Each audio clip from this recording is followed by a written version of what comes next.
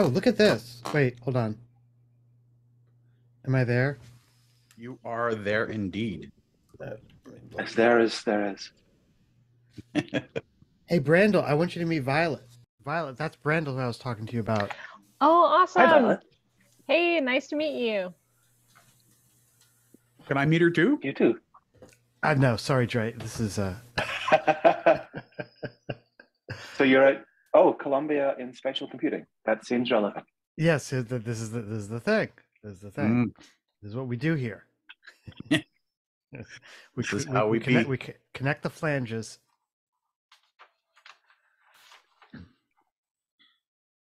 Nice to meet you, Violet. So you're at Columbia studying spatial computing? Is that what you do? Or Kind of. I helped start a new master's program there called computational design, and I'm trying to invest more in embodied computing and all things related to that. And so right now I'm definitely in a phase of learning more about what can be done there. Right. So definitely learning, just not attending. Yeah, Says how about, adjunct professor on LinkedIn. oh, go ahead. I was just saying it says adjunct. I was telling Dre it says adjunct professor on LinkedIn. So. oh yeah. And Julian knows I actually recently left Google about 3 weeks ago. And when I walked into the gym the morning after, the receptionist looked at me and said, "You look so happy." Oh wow. So it's been nice to And you're change in course. New York? I'm in Philly, Philly. and then I commute to New York. Yeah. How about you? I'm in Toronto. Oh, awesome.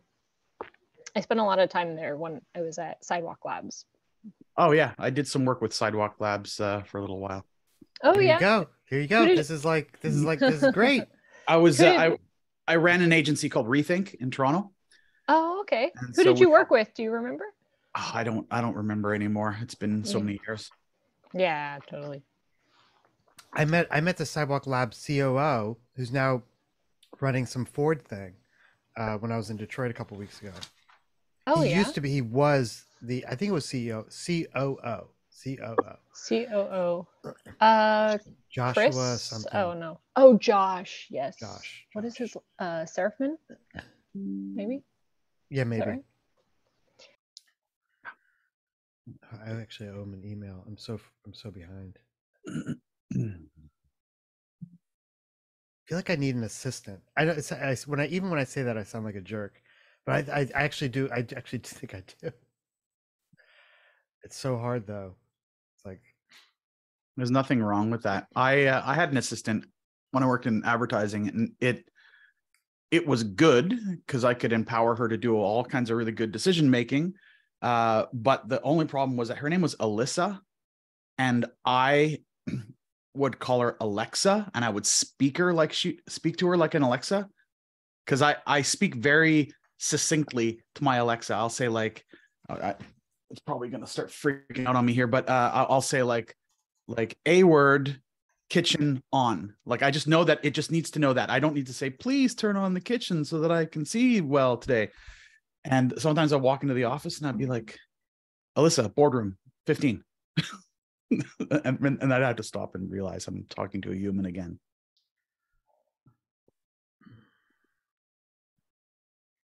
So yeah, just make sure you pick an assistant with a name that won't conflict with your smart devices, Julian. yeah. So not Hey Google. Definitely not Siri and Alexa. Definitely not Siri. Yeah. What's your name? My name's Hey Google. Damn it. You want to hear another funny story? I worked at another agency, and we had a developer whose name was Google. And he was a Chinese immigrant. And when he came to Canada, they choose like an English name, and the name he chose was Google. So in all seriousness, that's what we called him. So that would have definitely conflicted with the smart devices, but that was pre-smart device. Hi, Amir. I don't believe I've met you before either. You want to say hi? Hello, how are you? Hi, Amir. Hello, hello. It's nice to meet you guys. Likewise, nice to meet you too. Oh, Amir's the guy who's now a master. it feels Oh, so weird congratulations, to yes. say that out loud. Thank you. What, by the power of Grayskull, Master, or one of those masters? Yes. I hereby. Yeah. It's funny when they say it in your defense after you're done that you're a master of design. I'm like, no, I'm not. I should change my profession if I'm a master of design. What did you do your master's in? It was an interdisciplinary design. I've been a graphic designer, still am, and basically I was looking at what more design can I do. I got kind of bored. I was working in advertising and branding for the longest time. Word, man. I hear you. I feel your pain. So, hence the masters. And Cool. What did you do your thesis on? it was jumping into this tech space of ever evolving devices, and that's where I was like introduced to this space of design fiction and all of that. But it's basically looking at network devices as entities around us, and how in sort of a foreseeable sort of near future could it evolve, but in a more realistic sense. Mhm. So I was just like messing around with everyday things that I interact with and putting a phone processor in them, but not literally, just ideating around that, and sort of created a video prototype that works around that. That Oh, was nice. my thesis. Is kinda that something that you've published online? Is that something that we can take a look at? I was gonna say, Um, Dre, I think you would get a kick out of the videos. Yeah. The production design was just kind of fun. Yeah, I'm working on a final draft to put it up, so I will definitely share it on the Discord once it's out. I'm editing Great. it. Well, do you need any peer review or critique? Let me know. I'm happy to sure. happy to help there. Yeah, for sure. Just tell Dre how many chilies you want. Yeah. 1 chili review, 2 chilies, 3 chilies. Done. Or We could do make, 4. We could or do make 4. it like your mama makes it, right? Yeah, or make me cry. Make me cry and gasp for air and more water, please. I was looking for a chili emoji, but I couldn't really find one. You might look for pepper. You might find a pepper emoji. Nope. Well, maybe it's time to petition Unicode for one. Yeah, it's surprising and there's disappointing that it's a not already chili there, pepper, but isn't there? I Is feel it? like I've I've used it. yeah. No, it seems. Closest I could find is that. Or maybe it's not in the. Oh, in the Discord, perhaps not. There is definitely a Unicode. Oh yeah, there's this. I- There's that. Yes. Can't react on that. That's the one. Yeah.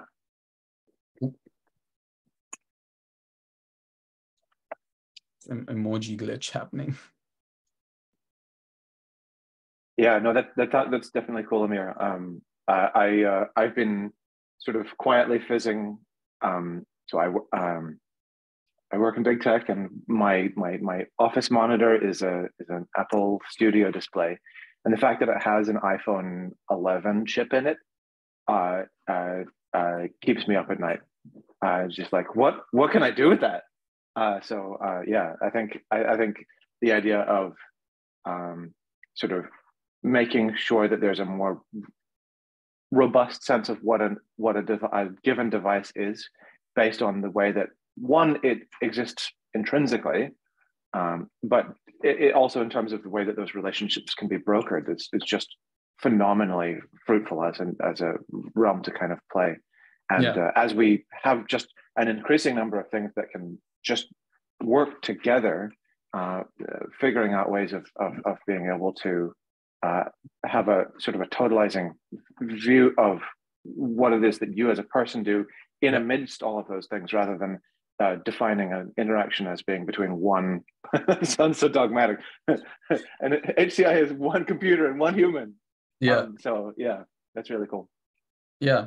Yeah. It's so much based on behavioral patterns, right? Like we all interact with things around us so uniquely, and then how those things interact with them within themselves based on our behaviors. That's one of the things that I was trying to dive into. So yeah, I like this idea of the things interacting with things, because a couple of years ago I was really into the Helium network. I don't know if you're familiar with that at all. no, I'm not. I'll just look that up. Yeah, so Helium Network is a cryptocurrency blockchain-based protocol that is designed to be communications platform for IoT devices to speak amongst one another. And yeah, there's a lot of interesting ideas and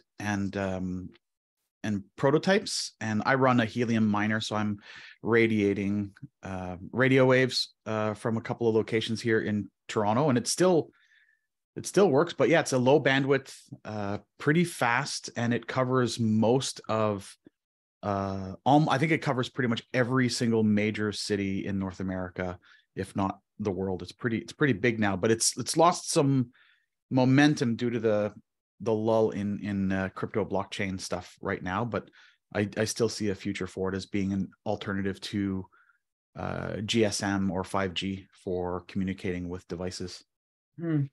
I like the idea of, it's like devices can borrow bandwidth from other devices, but can also learn how to pay other devices. So you're not paying your electricity bill, your light bulb is paying the electricity bill, and your light bulb is earning money by sharing its bandwidth with other devices. Like that kind of neat interconnectedness of next level IoT. Yeah, isn't Matter on the same sort of I think so. Yeah,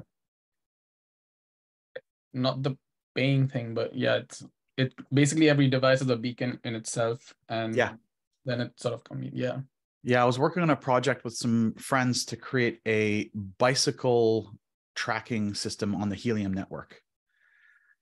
And so it's a lot cheaper than having to buy, let's say, a 4G or 5G SIM card for your bike to do that. And it's more robust than relying on someone with an iPhone to be near an iTag or an AirTag. And it also creates this interesting opportunity so that as bikes go around the Helium network, it sees lulls in the network, and it identifies where new Helium hotspots should be put up, and you earn tokens with all your Helium transactions. So there's now an incentive to grow the network and to discover where the lulls are or the dead zones are. That's wild. I'm just looking up some stuff about Helium hotspot that you just mentioned. Mm-hmm. And it's saying that anyone can join the people's network and earn rewards by plugging into the Helium hotspot.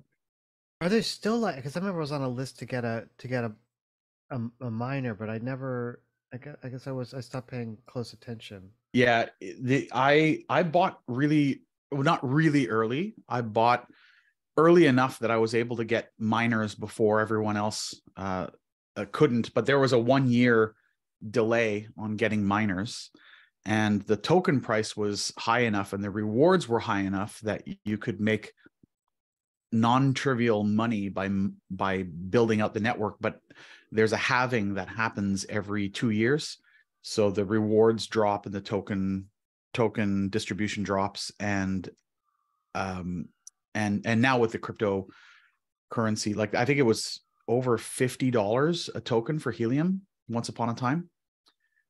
So, and some people were earning 30 tokens a day. Like it was crazy. I missed the first part of that. What was the bandwidth? What allocation was it on? It's a radio frequency. I forget what part of the spectrum it is, but it's how large a footprint is each station? Oh, the station. So I like the miner that I have is about this big. It just looks like a router that you would get from your cable company for internet. Sure. And then you can run an antenna through your window. But what I've done is snaked a coax up to my roof, and I put an antenna on my chimney. And then my antenna reaches about 80 kilometers from my. Wow. Yeah. Well, it's a LoRa Y, long range, whatever that protocol is. So it's the LoRa protocol. Did you Yeah, climb I've up heard on of your it. roof? I put it on my roof. Yeah. You climbed up there? Yeah. No, I hired somebody to climb up there. Like I have a 2-story house, so I was like, nah, you're gonna go up and do that for me. But yeah, this guy on our version of Craigslist here, that's his business. He like, it got so popular that all he did was do helium antenna installs, and he would show up and he would have a variety of antennas. Like I have an 11 decibel antenna, but you can get a 5.6 or an 18 decibel antenna, and he would just bring all the gear and hook you up. And yeah, it's a perfect example of in the gold rush. It's not the people mining the gold, it's people selling the picks and the shovels. Yeah. So I think he made it better than all the miners. Is your version of Craigslist, is it like Gord's List? It's called Kijiji. Okay. We have Craigslist, but nobody uses it. And then we have this other thing called Kijiji. And it's pretty good, but most people are on Facebook Marketplace, which I'm not on. Dre, you just said something that reminds me of a thesis I have about America and westward expansion and the role that I grew up in St. Louis. And I noticed living in Seattle that St. Louis and Seattle had these harmonies. They both had a half wheel shape on water. They both were, launch cities for these westward expansions up into Alaska and up into, out west. And the gold rush was a big part of it. And what I realized was there was this coffee filter effect. Like it must have sucked in New York. And so they said, we're going to California. The gold rush has caught us. We're gonna head out. It's worth leaving here. And everybody left, who left. And when they got to Missouri, some percentage of them said, maybe there's gold further, but this is good enough. This farmland's nice, and we're not overcrowded, and we'll sell picks. And just like you said, there's this very practical, pragmatic, we're just gonna support the gold rush. And it's the gateway to the West now, right? Mm-hmm. And so that the people who kept going became California, and that acted like a coffee filter. All the crazy people, all the dreamers kept going. And then the second rush happened, and they all went north through Seattle. The same thing happened again, this time with the Scandinavians instead of the Germans. And so you look at the type of person, the wild outback person that is an Alaskan, and you can understand there must have been some genetic filters at work almost, I think, in terms of do you have the creative gene or the conservative gene, or what's operating? But it really, just to riff on the Seattle St. Louis harmonies, you have Microsoft, an M company doing intellectual property. In St. Louis, it was McDonnell Douglas. And you have the aerospace, Boeing and McDonnell Douglas harmonies. There's 15 or so direct parallels between Seattle and St. Louis that I think are just right there. Anyway, that's my theory of westward expansion. And yeah, I was talking with some friends last night about people that are hardened by the North. I'm from Northern Ontario, and a couple other friends are from there as well. And we're just talking about the personality differences between people that are hardened by the North versus people who aren't. And not that it's a good or a bad thing. It's just there's just a difference in personality that happens. But you're right. The idea, maybe the Scandinavians, the lineage of Westerners that were hardened by the North are more likely to go north, and maybe even up to Alaska. Well, it's like that pragmatic thing. Do I believe in the dream, and am I going to do another 1,000 miles of walking to get to this golden city, or am I going to stop here and sell picks? Well, when you grow up in a cold climate, it's a lot. There's a lot more work to stay warm. And yeah, I grew up in Michigan, right? So I know what you mean. Yeah. It's I used to go cutting wood with my dad every fall. We would go into the bush with a whole bunch of people, and we would cut down trees, and we would make logs, and we would split them on site, and we would load up cords of wood in a trailer, and we'd take it home, and we'd pile. You're stronger just because you need to stay warm. But that was my normal. I would do this type of stuff, and I miss doing it. I actually really enjoy doing this type of stuff. But I have a lot of friends who have never had those experiences of like, oh, you're just going to go in the woods and live like an animal for a weekend and just cut down trees so that you can stay warm all winter. And then wintertime was my dad going to the door with a wheelbarrow and loading up my arms, and I would have to walk down the stairs and put it in the wood box in the basement. And this was like Dude, every 2 days. I remember having to go get wood in the dark on the back of the house where the rats lived. And fuck me, man. That was no, you know, did not want to walk around wood pile. So I definitely agree that there are sensibilities that are altered as a consequence of this. I mean, more proximally, there are things like the fact that, you know, Google and Apple are all West Coast. At the time that they were building it, then Maps was strictly single story, and that's because just about everything that happens in the Bay Area is single story. It's getting taller now because people have kind of moved in and tech has gotten bigger in that way. But another thing that I talked to David about when we met up in person a month or so ago is that while, you know, I'm all for stoicism, I'm ethnically Canadian as well. I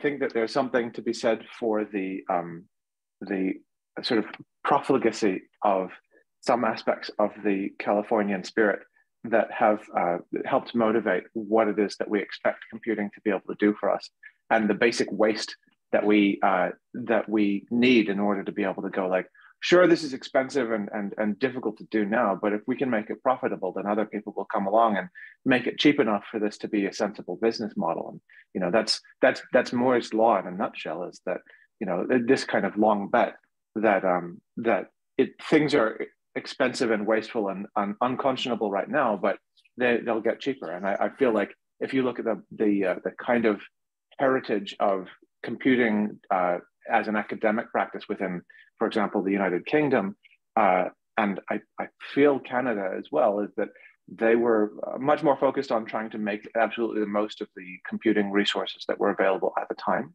whereas California did not do that.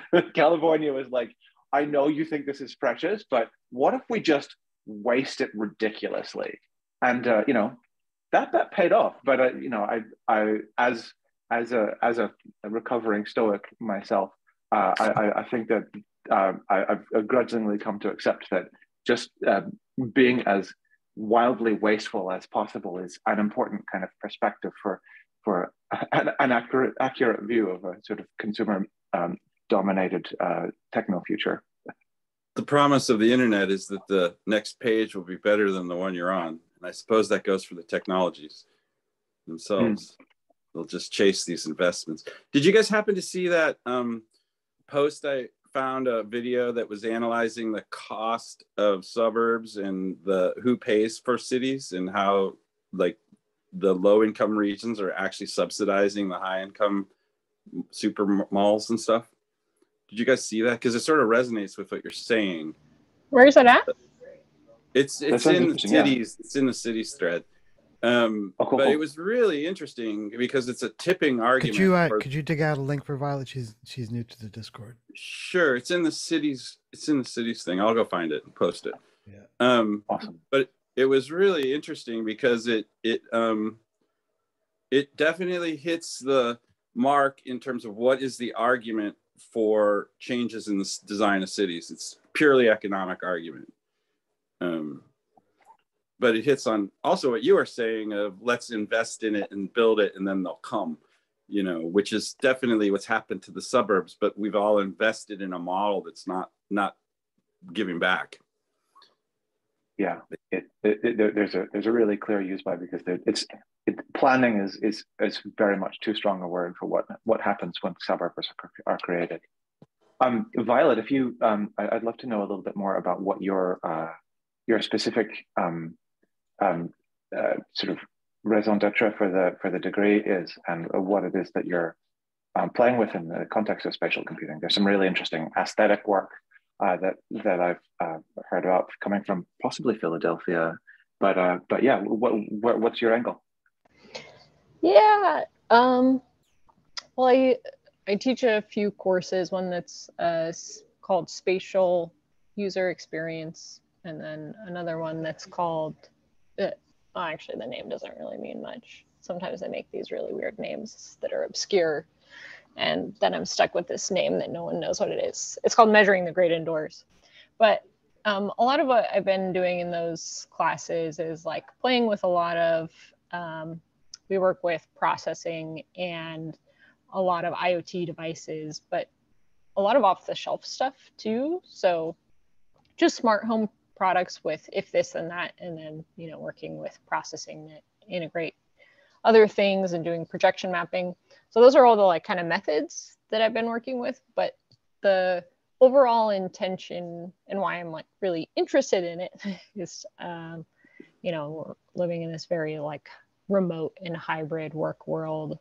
And I'm really invested in ways that I can do all the things that I want to do interacting with the computer without having to actually sit and stare at a screen or click through window boxes. So there's a lot of really great things you can do with projection mapping or just audio.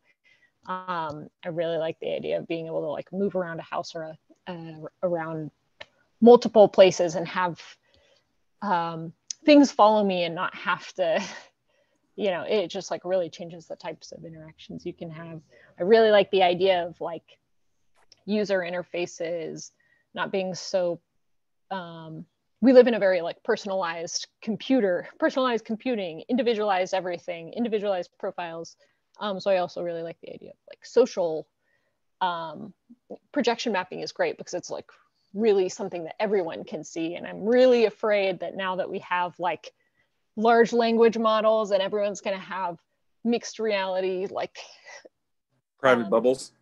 It says, yeah, it's like filter bubble times a million because you like actually are seeing a different world like right in front of you. So yeah, I'm like, all things related to that I'm really excited about. Had to, unfortunately, like a lot of the research and interesting stuff that was happening at Google was where I really wanted to go when I was at Google, and a lot of those folks got laid off. And I realized I was working as a product manager, but the world, maybe capitalism wasn't ready to invest in that type of stuff yet. So I've moved to the academic world so that I can just, learn more about it and figure out what can be done related to that.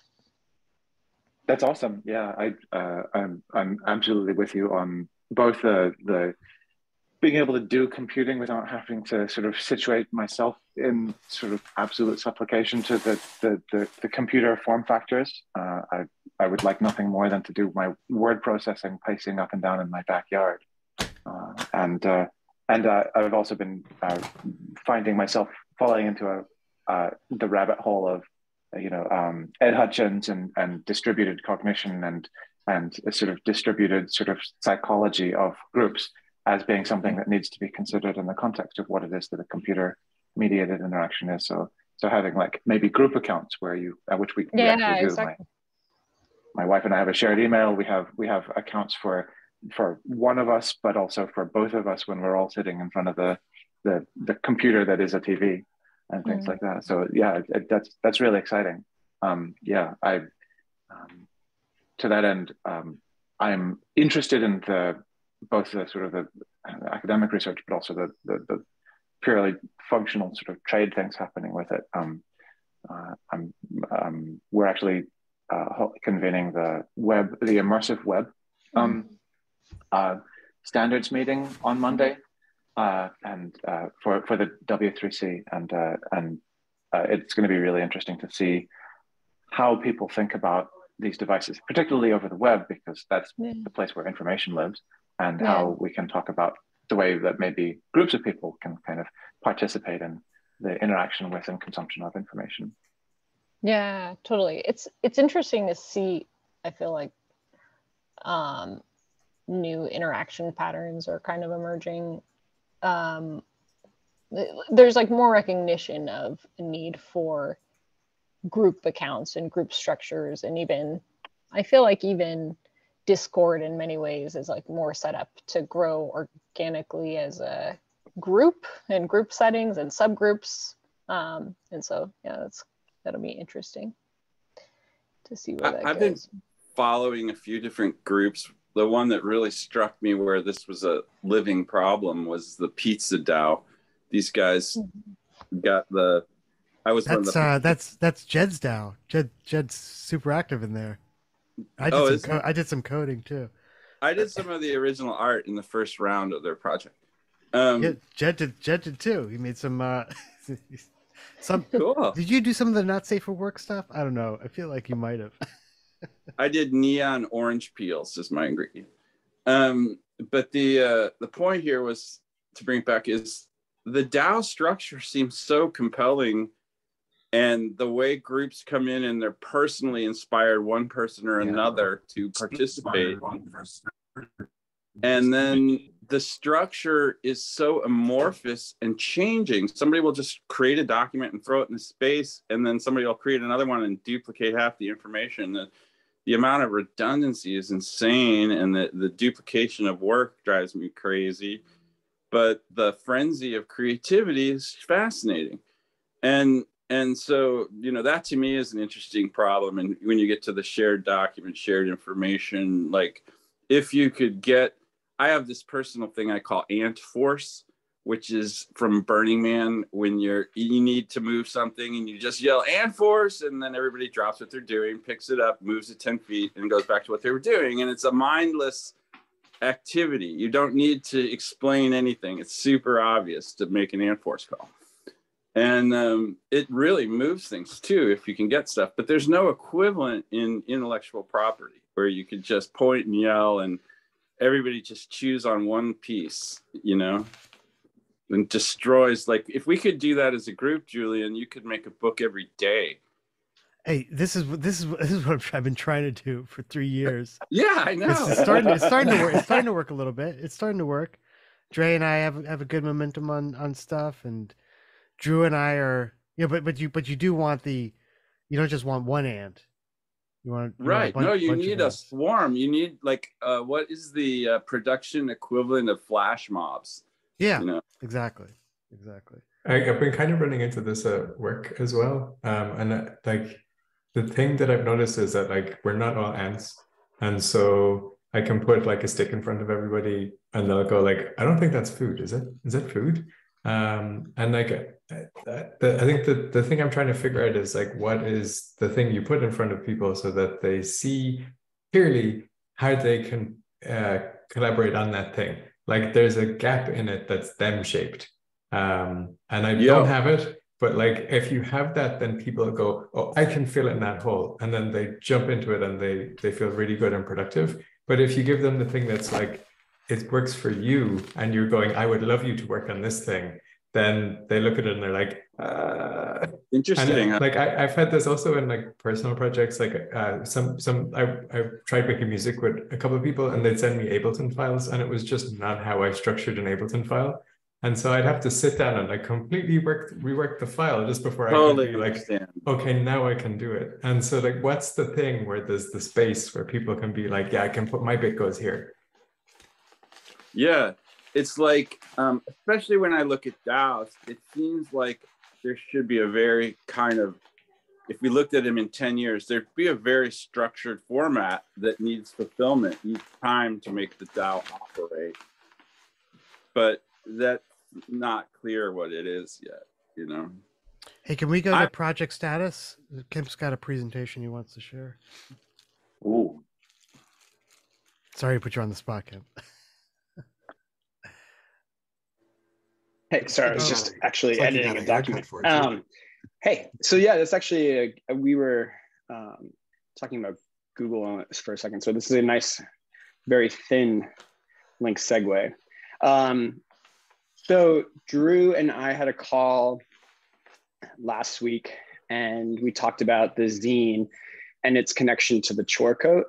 So it was an awesome call, and to be followed up with another great call soon.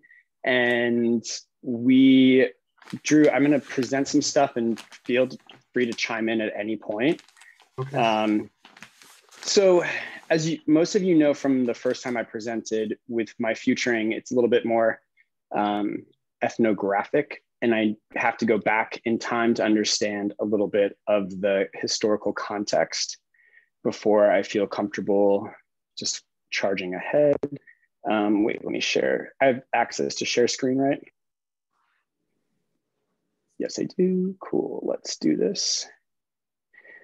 So for Violet, I think you may be the only person who hasn't seen this. We're at with this chore coat right now. We're in this. Probably Amir too. I think it's Amir. Awesome. Yeah. I guess for anybody. So I'll just, before I start presenting it, this is sort of where we've come from. These are all the things we've done, some prototyping. And then Drew had this idea of the zine, and a lot of things have shifted, and the chore code, I think, has found a link and existence, more of a reason for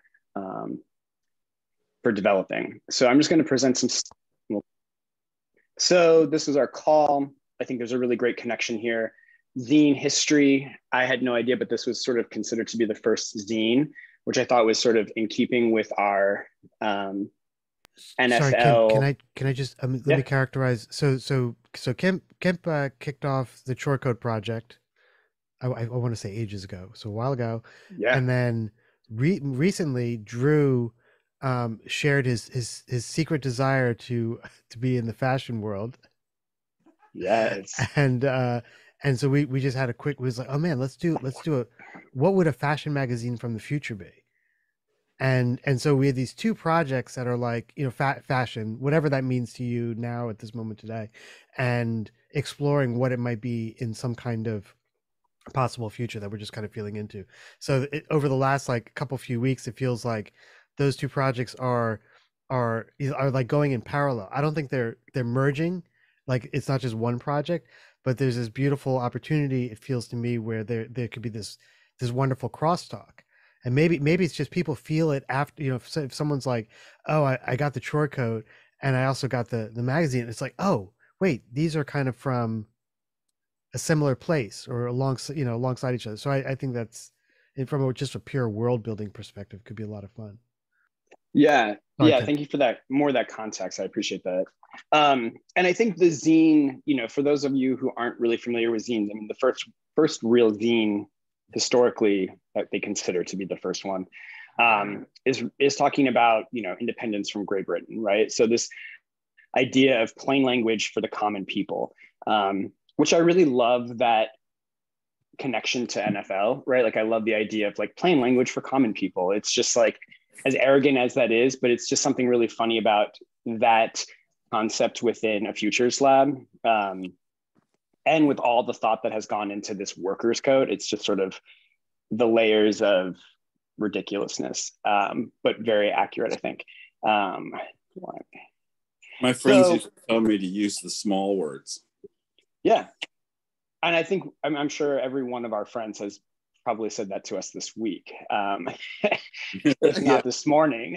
So, you know, the zine characteristics, it's independent, it's self-published, it's physically cut, glued, photocopied, formatted at home on a computer or like a Xerox copier. It's usually folded and stapled. It is, I always thought it came from magazine, it comes from fanzine, and it is used to describe like a small circulation. And it developed as early in this country, like in its modern concept, as the 1920s. It really became popular in the 1970s. And I think of it in this era, like this is my concept of zine. And I really think of it as in this format. If anyone grew up in and or around New York City, this is St. Mark's Square. So I would have seen this this would have been a little bit before my time, but this was, my concept of this was like the 90s, right? So like sort of merging out of this grunginess, but you can see like the posters and like that whole like, and I specifically show this image because Drew and I had a lot of conversation around these things that like detach and deteriorate and stick, and, you know, this whole concept of the zine that transforms and is not precious is really important, while holding on to that concept of like what our current concept of fashion is, which is in its moment really shifting, right? The commodified version of fashion. So I wanted to go back in time too, and I thought this was a really nice little like history lesson of the newspaper print in fashion, right? So like we know what the zine history is, but I'm not sure how many of you know the newspaper print in fashion. This is considered the first documented newspaper print in fashion. It was from the governor's ball in Australia, where a woman just printed out on silk the newspaper articles from Melbourne, I believe it was, on her dress, and it caused all a stir, right? And so it's this gorgeous dress. Here's some close-ups of it. Just really stunning, like gold embroidered trimmings. And it really has sort of always since then been sort of a staple within the fashion industry. Also, Schiaparelli brought it back in with this blouse. She used clippings of newspaper clippings of herself, right? So anything that was published about her during that time, she just had printed out on a silk blouse and started wearing it as sort of an act of rebellion. So going back to this idea of rebellion again. And then you have the bikini. Now, I had no idea about this. So the 1940s is when the bikini came out. It was invented by two people. It's argued which one was the first one to do it, but we're going to go with this person here, this French guy. And the first bikini was done in two prints, one which was a newspaper print, which was never it's never been documented, but people have speculated that he did so in the newspaper print because he knew that he had a like world-renowned garment that was going to cause a stir and create headlines all around the world, which it did. So I also thought it was fascinating that nobody would wear this. He couldn't find a model, so he had to find an exotic dancer. I also think that rebellion sticks true to, you know, this like thread of rebellion is something that I want to kind of like highlight again here. So this, yeah, here's a great close-up of it. Oh, and that's the package. She's holding the package that it came in, which I think is funny. You know, like packaging people now would probably hate that, right? It's just this tiny little box. But then the most notorious version of it now recently is John Galliano's. Sorry, the box is just to pause on the box. It's kind of fascinating. It feels Right? like it feels very futuristic, like minimal waste, minimal, you know, package space on an airplane. You know, I mean, if there are airplanes, you know, just it's easier to transport. Sort of fascinating. That's like futuristic. She's holding the box here too. I actually got really obsessed with the box for some reason because I was like, the box feels almost rebellious to me now for some reason. It's like George Jetson's car in the suitcase. Yeah. So yeah, but this was kind of like a wild little trip down history here. John Galliano, while, you know, problematic within the fashion world, did this incredible show in fall 2000 for Dior. The show itself is very problematic. The show was inspired by the homeless sleeping in Paris. And so he created this, he created garments that looked like you were being draped in newspapers. If we divorce it from that concept, the garments themselves have gone on and been quite influential. The one on the far right here is, for those of you who are Sex and the City fans, this was in that show back in the late 90s, early aughts. And it was used in a scene where she is confronting the affair she's having with the woman the wife of the guy she's having the affair with. So it is, again, used in this rebellious way. The dress actually just is up for sale, the actual dress that she wore. So you can buy, you know, the piece of the cinematic history. And that print within the Dior house is still remained so influential. This is currently on sale. So newspaper print within fashion has always been a thing. Very rarely, I think, do a lot of people get it right because it's now become sort of basic in a lot of ways. But I think there's a really interesting play with it. And it sort of led me to think about, you know, we've got this history of a zine, we've got this history of newspaper print. You know, we're not saying we're doing either one of those, we're not replicating it, but how does this NFL chore and how does this Fashion Futures magazine, how do these things from the future collide? And I think there's just something really exciting about both of them. And Drew and I had this great call about makers and the future of where people are going with this. And so, you know, both of us sort of resonated with this idea of the future having this makers community, this really strong influence on that. Drew, if you want to talk more to that, please chime in. Sure. Yeah, if I can remember the world building we were doing, essentially this near future that we jumped into was one where AI and automation has kind of taken over most design and making of clothing, to the point to where people's skills have largely atrophied. And then there's some sort of disruption, like somebody tripped over the plug and unplugged all of the AI and all of the robots that were making clothes. And this is exhibited in, like, they still try to have like fashion week, but they're all in like deconstructed clothes because nobody remembers how to sew. And so after they find the plug and they plug it back in, you know, metaphorically, but it kicks off this movement to go find the makers and reappropriate those skills.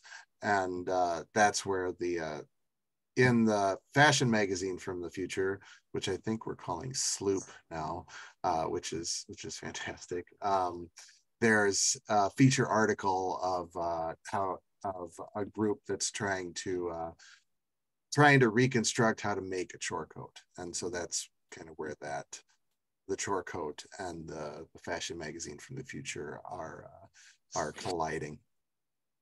Is that good, Kim? Yeah, that's great. Yeah, and one of the things, you know, Drew, when we were talking, the thing that I really loved was this idea of sort of stumbling across this old fashion magazine that then, as you flip through it, it evolves into something else, right? Like there is a tearaway, and the tearaway is the chore coat pattern, or the tearaway is this thing that deconstructs into something else. And then I personally just love things that evolve into something else, right? Like it's just my own thing. But I think a lot of people do as well. So there's just something really, that was an idea that Drew had come up with, and it really resonated with me. And it made me start thinking a lot about different even chore options, right? Like you can have this build your own from the zine. You could buy one that's already made from the zine material, or you can add layers from zines to your chore coat, right? Like there can even be this like multiple layering of zines to your coat over time, right? We can talk about this later. I think this slide might be out of order, but what I wanted to get to was this image. One of my favorite rooms, and I don't pattern make. Julian has learned that about me now after some of these previous prototyping experiences. But one of my favorite rooms in the fashion departments is the pattern making rooms. They're aesthetically stunning. I don't have the patience with my ADHD to actually sit down and do it, but it is one of the most beautifully aesthetic rooms because you just have walls and racks. I don't have another image here of just these beautiful paper cutout patterns. Violet, it sounds like you have some experience with some of this as well. Correct me if I'm wrong. None at all. No. Okay. I just think it's cool. Okay. Philip, you said you did? Yeah, I've been around textile my whole life just as an artist. And so as an industrial designer, I've been following how there's a whole set of laser cut machines that can roll and cut and seam weld these new kind of, welded seams. So I actually know one of the guys who runs a company, an importer company. He won't tell me the brands he makes for because it's something like Costco or that. Yeah. And so he has problems like the stain on a shipment will sit in a shipping container too long, and some ribbon inside of a collar will bleed onto the white of the collar material, and he'll lose shipments and stuff. It's fascinating the problems he has. And But yeah. Anyway, I follow what you're up to. I don't want to interrupt you. I think it's beautiful. There's a company here who I would never recommend in LA who bought one of those machines, and they largely do it for marketing purposes. And it sold me on prototyping with them, which I would not steer us towards, but it is, they use it as a gimmick, but when it's done, I think at the level your friend is doing it, larger companies are doing it at that level. My aesthetic and like desire for the romantic nature of fashion to always exist just resonates with these paper patterns. They're just stunning. And so there's a connection here to me with the zine and with the paper patterns of the chore. Pattern makers is like almost the highest art, in the totally. Yeah. And most people think that if you're in fashion that you know how to sew and or pattern make. And I know very few people who are in fashion who can do either. And so they're very different worlds. It's sort of like being in tech and knowing how to code. I don't know a lot of people who work yes, a lot of people do know how to code in tech, but most of my friends in tech don't know how to code.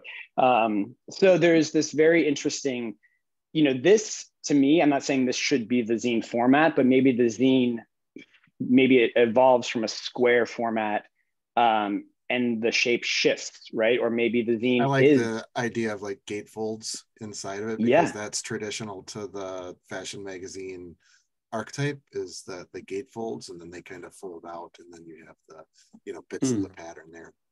Totally. Like there's something, it's almost making itself, like it sort of seems obvious, right? And like I was thinking about these, like what if these people stumbled upon an old hangers factory and the hanger became the binding, right? Like I'm not saying that's what we do, but like there's a lot of language, aesthetic language and material here that we don't have to reinvent. It sort of comes to us naturally. And maybe that's just the first zine. Like I was saying, my internship at Nest, right? Like when we did a publication on bondage and the magazine was delivered to you and covered in latex in a zipper, right? Like the next magazine was not. But I think that when I think about this zine, and Drew, when you and I were talking, like when we talk about makers, there's something so powerful about each maker being different. And I think that embodying that within our zine and that being like this rebellious thread, it never really being consistent. It also led me down this path of, this was the link, the very thin link to the Google individual. Is anyone here familiar with Lee's work, Lee Edelcourt? There's a link here if you want to click on it. I'm not sure if you can click on the presentation, but I'll put it in the chat as well. Lee is also a Parsons professor. She started the fabrics department at Parsons. She's a Dutch futures trend forecaster. She's worked a lot with Ivy Ross at Google. She's very much about like the soul and the embodiment of material and connection to objects. I personally think she's really great. She is just a really interesting individual. I was talking on my call this week with my future fashions folk about possibly being able to have access to her if we wanted to have an interview with her for our first zine. I don't think that's going to happen. I don't think she kind of runs a magazine herself on the future of fashion, but it's something to think about. Like, who do we start interviewing, or who would we want to, even get some, thoughts on within our zine? I'm not sure if we want to go that direction, but we just need to print ours and then leave it in her waiting room, I think, and give it to her, right? And I think she would be totally into it. There's a balance that I'm learning to try to manage between, being like, oh man, this person who I totally admire would just love what I'm doing, so I should get them involved. And then I think it becomes a distraction. So like, I agree. To the degree where it's like, yeah, you can admire their work, but keep it a distance. Say like, well, they're doing what they're doing, and what I'm doing is just going to blow them away. And actually, I don't want them involved in it in a way where I feel like I need to integrate them into the work and get their praise. That's really what you're going for. You just want to be seen, right? Isn't that what the kids say? I want to be seen by them because I'm such a fan. They'll recognize it. And there've been times, not recently, thankfully, where I felt that and I've just embarrassed myself. And I was like, you know what? That's their thing. Yeah. They're doing their thing. I got my own thing going on, and it is so much more expansive because it's mine, as opposed to like trying to get them to join your little try. Oh my God. You know, all you want them to do is be like, hey man, you keep going. This is beautiful. That's what you want them to say. And you think that if I give them the opportunity to have, you know, just hypothetically speaking, an interview in my magazine, they'll be like, oh my God, you guys are so amazing. And sort of like, Totally. fuck them. You know, they're if it shows up, even if it doesn't show up, like don't even send it to them. Like, why would you send it to them? Like they'll come across it as opposed to being, and I found that with the book, with the manual. Like I've sent it to people. I'm like, they're going to totally be into this and they're going to come back. Some of you have it dozen recently, not a lot of people, and nothing, crickets. Like I sent you my book and it's beautiful, like as an object. You think someone would be like, hey man, I appreciate you sending that to me. Look, I'm not going to have time to get to it, but good work. Not even that. Not even I that. actually, you know, like lesson learned. I'm not upset by it, but it is a good lesson.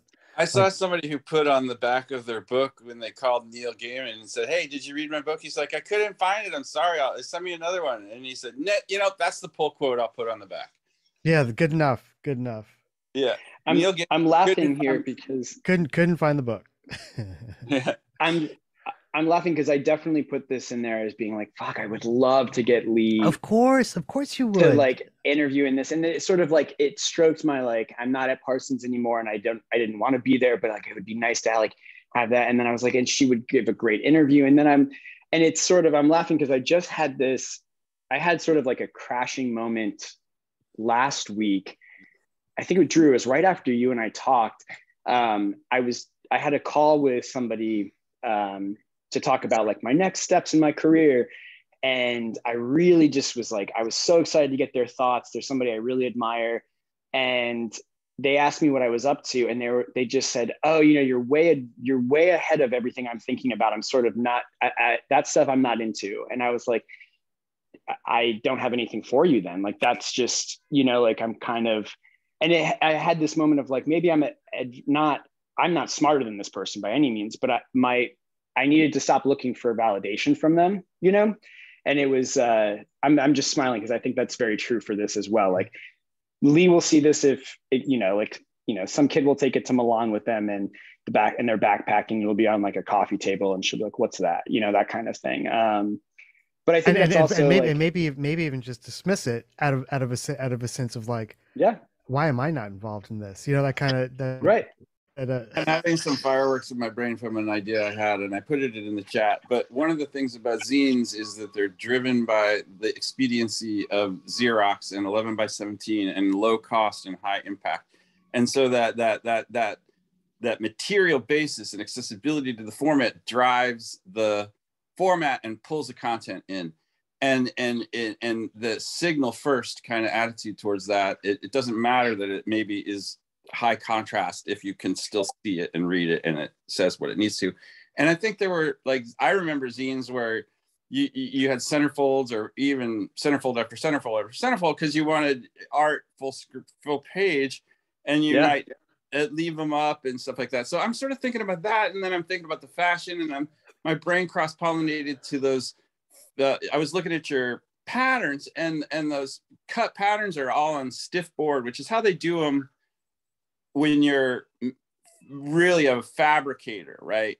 But if you're a home user, you get these little tissue packs. And I wonder if that is the format. Like if you could print on tissue paper and you'd open them up and they were really maker useful. So there was like a demand to be in the thing because your garment went out across the zine. And it would also create an object that would unfurl in a crazy way for a media object. It would be by definition fragile and tenuous. And I love that. Sort of like a newspaper, and maybe it drives it to become on the wall, or we include instructions how to, you know, include some white glue and turn it into decoupage and do a chair. Yeah. Or I'm just gonna. You're thinking. That came up in the original world building of like the Joanne Fabrics, you know, patterns that you know, grandma is going through trying to find the right blouse or whatever like that. So, yep. Yeah. When you buy these like packets, right? These things that. Yeah, those are it. Yeah. Like if that's the zine and you it comes in a little packet like that, not a magazine, right? Not like a folded thing, maybe. Like if it comes in a little pouch and you pull it out and it unfolds in this massive, is there a picture here? It's just an I know experience trying to manage that shit if you're not good at it. I can't. Literally, that is the most polite way to say it. That's in the corner right here. That is what then becomes this massive, and it tears. For those of you who haven't done it, it tears so easily that it just, I usually crumple them up and burn them out of pure anger, because I have to find retaliation. It's a really interesting object. It is. Yeah, and it is, and I don't know why they made them for, you know, quote unquote, like a housewife, because you would imagine like that would be an individual who would have a lot of anger to begin with. So it's like these patterns just, there's something really beautiful about that though, and they disintegrate. I love. Well, they're made to be one use, I think, like by the concept of the maker. If they're so fragile, you can't make more than one dress. You'll have to get it again. And so there's that element.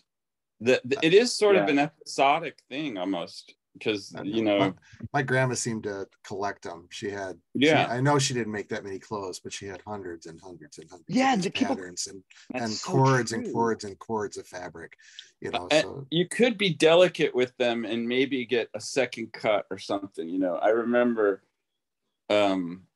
opening patterns that had been cut. That's why I say that, you know. I remember opening my grandmother's patterns and they would fall apart even more because she'd already used them and they were pieced already. Yeah, I don't remember my grandmother throwing them or. There's a sort of science to it that's in a sense lost because they are so. You know, you have to have the right room to receive this object. That's why you gotta find the maker. Find the last Joanne Fabrics on the planet that's still operating. It's right next to the Blockbuster. And, dude, that's crazy. In the back, Gladys is in the back, and she knows how to use these patterns, and she'll teach you. David, were you trying to get a word in? Yeah, I have to drop. And I wanted to, like, when we were talking about, like, you know, getting notable academics to come in and comment, and you were given the good advice that, like, fuck them. I think the other thing that's happened to me, like, a lot in my career, especially earlier, is if you're working on really, really futuristic stuff, like, people don't get it. Like, they don't get it yet. And then 10 years later, everyone's talking about the thing, and you're like, but I was literally telling you this like 10 years ago. And so, like, don't be discouraged. Like, I think absolutely. I think how you know this is good is like the conceptual integrity of what you've done. And like, you can just look at it and like, it's right. And then I think like there's a band of people like us who are used to that kind of like being a little bit ahead, and we're all telling you it's good. So just to say, like, it's good. Like, there's no place in their brain for it yet. Yeah, there's no place in their brain, and Kemp, you're like 27 minutes in the future, and you said it. I was gonna say it, but I didn't want to interrupt you. You said like, and they're way smarter than me. I was like, no, they're not. Yeah, no, they are not. They are not. Yeah. And you have to embrace that. You know, and I know you well enough to know that you're not going to become an asshole. You just have to embrace it. It's just like, okay, sorry, you know, I'm just a little bit ahead. I'm on this vanguard someplace. Yeah. Yeah. When I was doing advertising stuff, thanks, David. That was great. Thank you. Yeah. Thank you, David. I'm gonna echo some of what you just said. When I used to work in advertising, that was I was doing design fiction and kind of speculative things to inspire clients to innovate, because they're always talking about like, what's this new innovation? What's this new? Where should we be going? So on.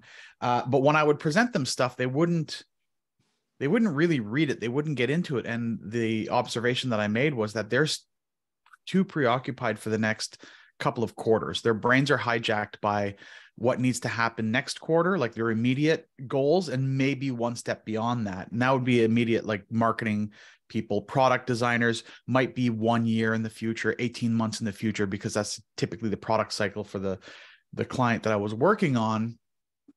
And it was about identifying who in the organization actually has that longer term vision, or sit down and convince them that they need to stop thinking about or they need to press pause on thinking about the immediate future, spend a little bit of time going a little bit further, whether you want to specify a time horizon or not, I don't think it's necessary. I think you could just say like beyond what your brain is currently at. But yeah, it's a struggle. But some organizations have people whose brains are set a little bit further in the future, which makes it easier to have these types of conversations. Well, it's going to be a good segue into this. I want to present two more things, and then we can, both of which are conversations. Yeah. I think one is, with the zine, and Drew, I did a great point to add to it too, as well as, when we talk about, I would love to get people, maybe not academics or maybe academics, but like I'm obsessed with fashion creators through Insta or doing AI stuff. There's just this world of people who are coming up making really interesting stuff. I'm not saying we need to put them in there, who are having a lot of opinions about the future of fashion that do not evolve in the fashion, have not come up through the fashion ranks, quote unquote, much like Drew and myself. And I think there's a world of people who are, I think our market for this zine is being built right now because of the technology that has given them access to it.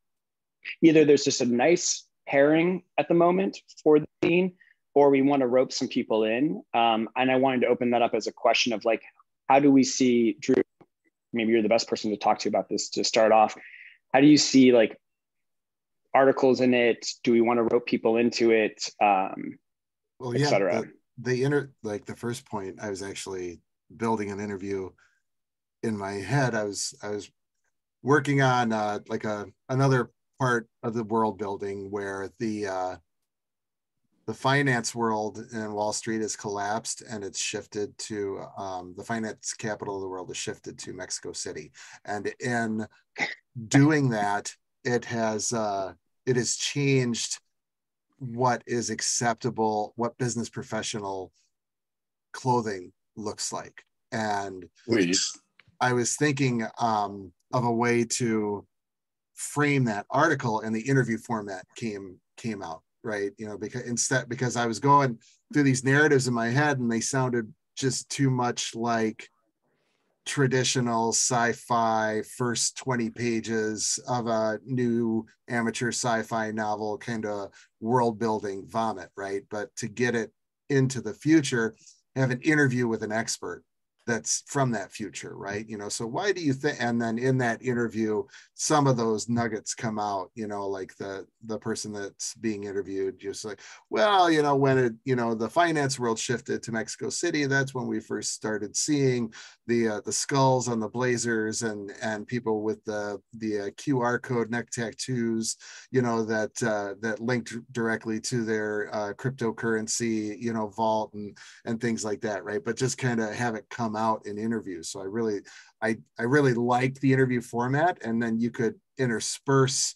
And I also have been thinking about interspersing like future forward fashion thing. Like there's a group here on the Milwaukee North Side of young kids that are doing some really cool stuff with fashion and videos and stuff like that, and kind of like bringing in those people on the fringes, like you mentioned, into the magazine. But that when you reach out to them, it's like, okay, why don't you imagine that what you're doing now is now mature and is top of the line, and then we can have an interview from your perspective, 5-10 years in the future, not from now when you're just trying to kind of make it. But so this was why I thought it would be cool to two things. Before I forget, one thing is like to do the general seminar. I think I mentioned this to you guys. Mm-hmm. So that gives us a context to talk about the future of fashion, the one on future of fashion.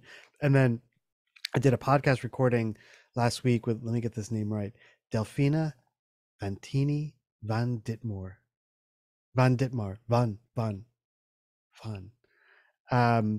who's a tutor at the RCA, and was talking about in the podcast was talking about their fashion projects that they're working on, and they're doing like a fashion project in the future. I was like, wait a minute, could we interview you and your team as if I mean, they're already in the future, but treat it not as like, oh, we're looking at these people who are doing a contemporary project, but like doing exactly what you said. But so I think we've got, at least sounds like you got some angles to the miscreants hanging out under the bridge doing future fashion stuff or whatever they are. There are a lot of, because fashion is like, it's always vanguard, isn't it? In some way. Well, Isn't it? the best. Yeah, I mean, yeah. I mean, I think fashion, right? Fast fashion took over, and then the fact that Drew and I have not gone through a fashion program, and we're talking about this, is literally what fashion is becoming in its most avant-garde like format. I think there are other versions of what this entity on this call right now, I think there are other entities of this around the world, but I don't think that they feel validated, because the industry does a great job of the velvet ropes of it all. But they're bursting, pun intended, selves known. So I think we're going to find a lot of them out there. And I think AI, not plugging AI here, but AI is giving them a lot more access to putting their stuff out there. This reminds me of the shift. I was a designer of graphics in the desktop publishing days, and I helped transition a couple teams from, traditional wax layout and photostats to, dot matrix printers and laser printers. And the conversation back then was, oh my God, we're out of a job. I mean, it's exactly the same racket. And the reality was that everybody thought they were graphic designers for about a year to 5 years, depending on when they could afford the equipment. And right. That's when zines sort of exploded, because all of a sudden the hands were the tools were in people's hands. And so I think there might be some similar innovation in media that we're looking at. But the reality is everybody thought they were a designer for about 20 minutes. And then everybody said, I don't want to do this. And then the tools got too complicated for amateurs. Yeah, it's also not easy. I mean, Drew or Dre, the prompts in Midjourney, I've seen you kind of talk about them. And if you're really getting into it, I know others here have done it as well, but like you have to really get into it. And if you're doing 3D modeling, I've been playing around with Blender a little bit. It's not easy. I mean, yeah, you can download it and pay for it, but it's not like you've got to actually. You're building skills. It's not. Yeah. Not everyone's going to want to do it.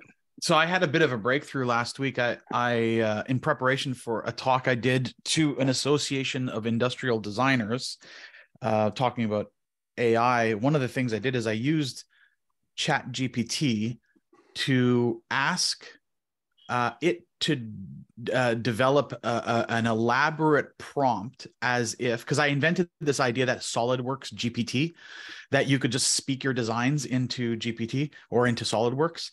Nice. So I asked it, imagine if SolidWorks could be spoken to with prompts, what kind of prompt would you develop to create a pair of sneakers, and use a lot of technical detail and manufacturing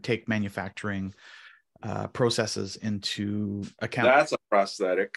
And then I hit the go button, and it delivered this giant elaborate prompt talking about thermoplastics and the knitting and flat lacing and so on and so forth. And it had like the inner and the outer and the midsole and the what. It just defined everything. Then I took that entire giant prompt. I said, turn this into a Midjourney prompt so I can visualize it.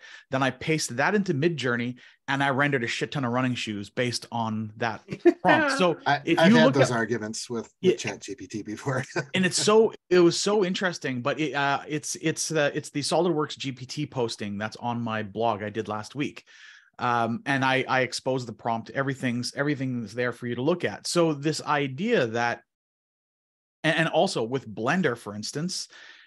This is where I got inspired by. You can there's a plugin that you can use to Blender, and you can describe what you're looking for. I want a cube split into matrices with particle animation, applying gravity, blah blah blah, so on and so forth.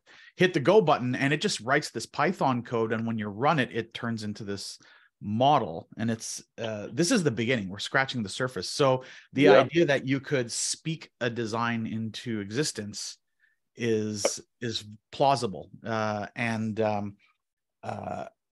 any rate, I think that there's just a lot of fun to be had in terms of imagine having a data model that understands manufacturing processes, materials, techniques, weights, all that kind of stuff. And you can say, make me a chore coat at exactly this size. Here's my exact measurements, or here's a running shoe, or here's another device, but I want you to find the most economical way to make this thing lighter. And it'll know that triangle packing space inside of aluminum would be more cost effective than, and then anyways, I'm going on because I get very excited about this, but check out that post. And I think there's some really fun ideas around that. I also love that too, that if it can't figure that out from a manufacturing standpoint, it then can prompt you to figure out an innovation with that, right? Like, that can't be done in that material. And then you get to go on and figure out how to do it yourself, right? Like there's so many things where, then the creator gets to step in and figure out, like, that's where I still think, people are like, we're going to be out of a job. It's like, no, you're going to still be innovating. Creators are still going to be there because, you're going to be making things, you're going to be using these as tools for sure.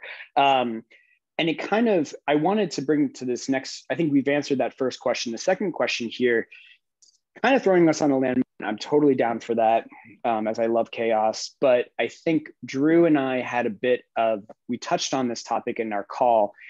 One of the things that kept coming up in our call was this concept of language, right? Like what language will be in the future, we can figure out. But I think one of the things I love about the lab is that we ask a lot of these questions. The concept of language, words, what they mean, things like that, specifically around fashion. We had, was it the last office hours or maybe during one of the chore coat calls, we were talking about the concept of fashioning. Brandel, you were talking about that at one point. I think it would be great to tackle this head on, not from an authority standpoint of like, we are defining these things, but I think it would be great.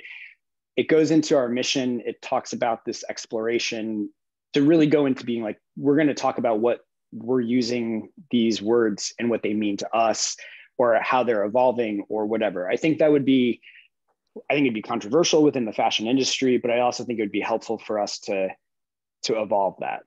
So I'm throwing that out there. I have a pronoun evolution I want to suggest, which is that we just use the word V, the letter V, as to signify a virtual assistant. So if you've built something with the AI, you'd say, V made it for me. And when you look at it written out, the V and the Y, the way a little Y looks, it looks really good. V, vu, ve. And it goes back to the French a little bit for them, in the. I think you said the, which sometimes I say. VE would be like we, like That's I made it, we made THE. it together. V made this, or Vi made this with, it would imply with the AI somehow. So that's my innovation. I wanted to pitch my time search I made for you guys, and I want to talk to you, Julian, about putting an NFL brand on it if you guys like it. But I dropped an article from the Mexico fashion kind of timeline in the chat there. And you basically can steer, prompt this thing and it will generate a whole bunch of signal for inspire, to push off, But basically I made it of somebody's suggestion here in the group, and it really does seem to work well. Violet, you might enjoy it because I'm using a platform that leverages a small prompt into a lot of structure, and it's quite fun. I got to tag too, guys. I gotta get back to the JOB. So it's been a great conversation. Kemp, thanks for presenting everything and Luke. Yeah. And thanks, Drew. When we both don't forget, we can have another conversation. Yeah. Great to see you. All right, cheers. Hey, Drew.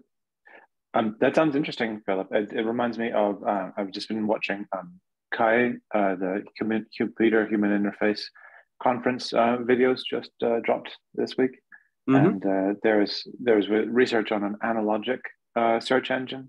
So trying to search through academic papers by sort of structural and functional analogy, of the way that sort of processes are related to each other more sort of obliquely, and the benefits of that sort of divergent thinking. You know, the divergent thinking is the sort of the measure of creativity in a formal sense within psychology, and so really interesting to think about what search engines are when they are prioritizing divergent thinking across a range of axes in terms of nominal unrelatedness, but functional relatedness, but also like actually demoting search results once they get popular, sort of a hipster Google.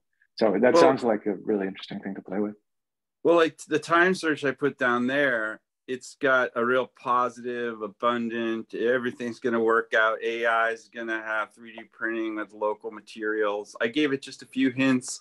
I gave it a few authors, and I sent it, you know, now you can interact and explore that timeline. So you can reposture it like I did just now for Dre with the Mexican shift in financial centers, and it'll incorporate those deets.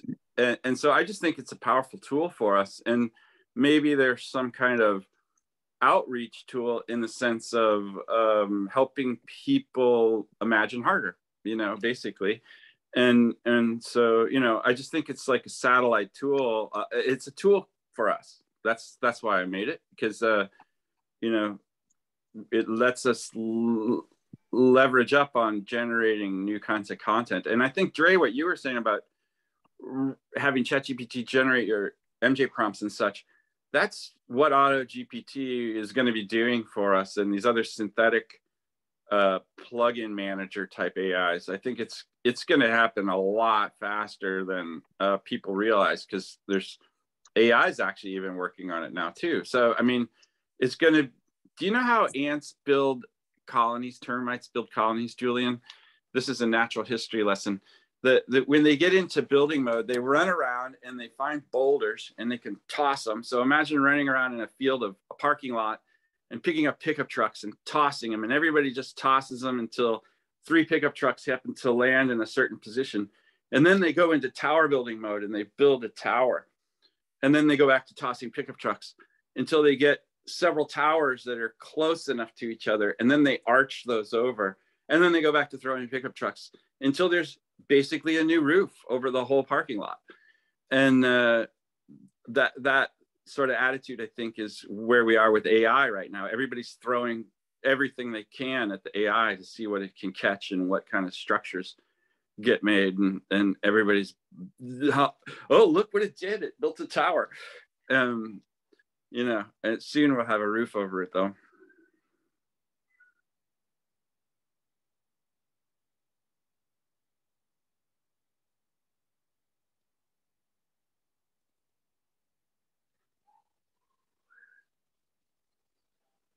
Amir, what do you do? I am a graphic designer who's just got done with my master's. I was just talking about my research a while back. I'm right now listening to all of you guys. I'm trying to figure out. I had a few ideas. I have my grad show coming up where I'll be putting up my work, and I want to create this interactive sort of space that is like a way to make people experience this future of mundane artifacts. Like, I want to have something interactive there, and I had a few ideas that I was meddling around with. So I'll be having the film playing, which I've worked on, projected, and that's actually something I was just like diving into. But and then just these mundane objects that I have, like the shoe and the coffee machine, and what is their networked future looking like, and how do our interactions with them change?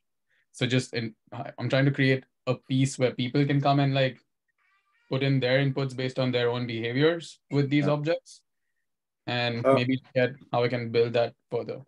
I just realized I missed something. I gotta go, you guys. I love you. Mom.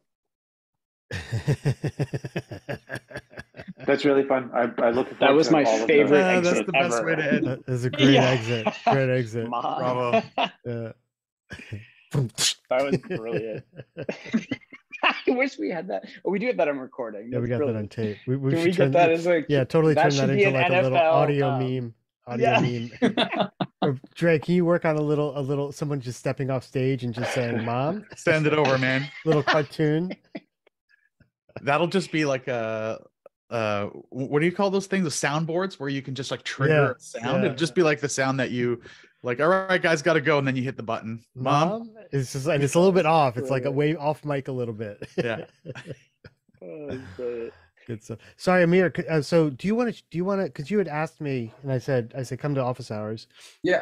About essentially what you were talking about, and you were looking for some quick feedback or.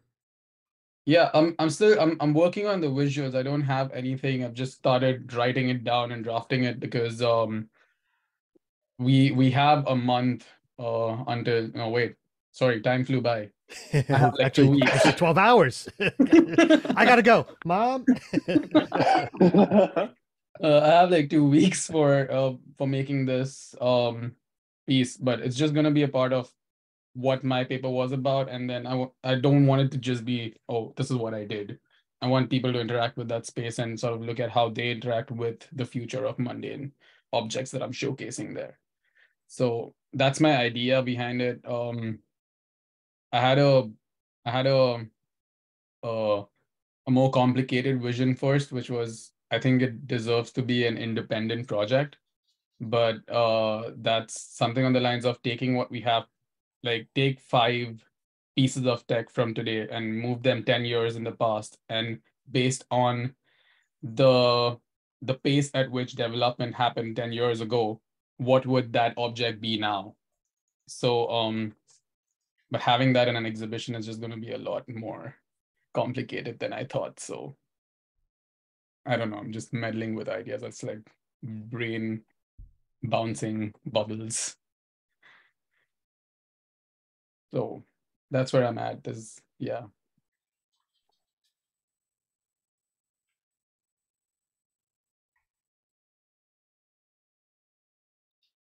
It's like a take on design fiction-ish, but everyone comes and creates their own little microfictions on these objects based on their interactions is what I was looking at.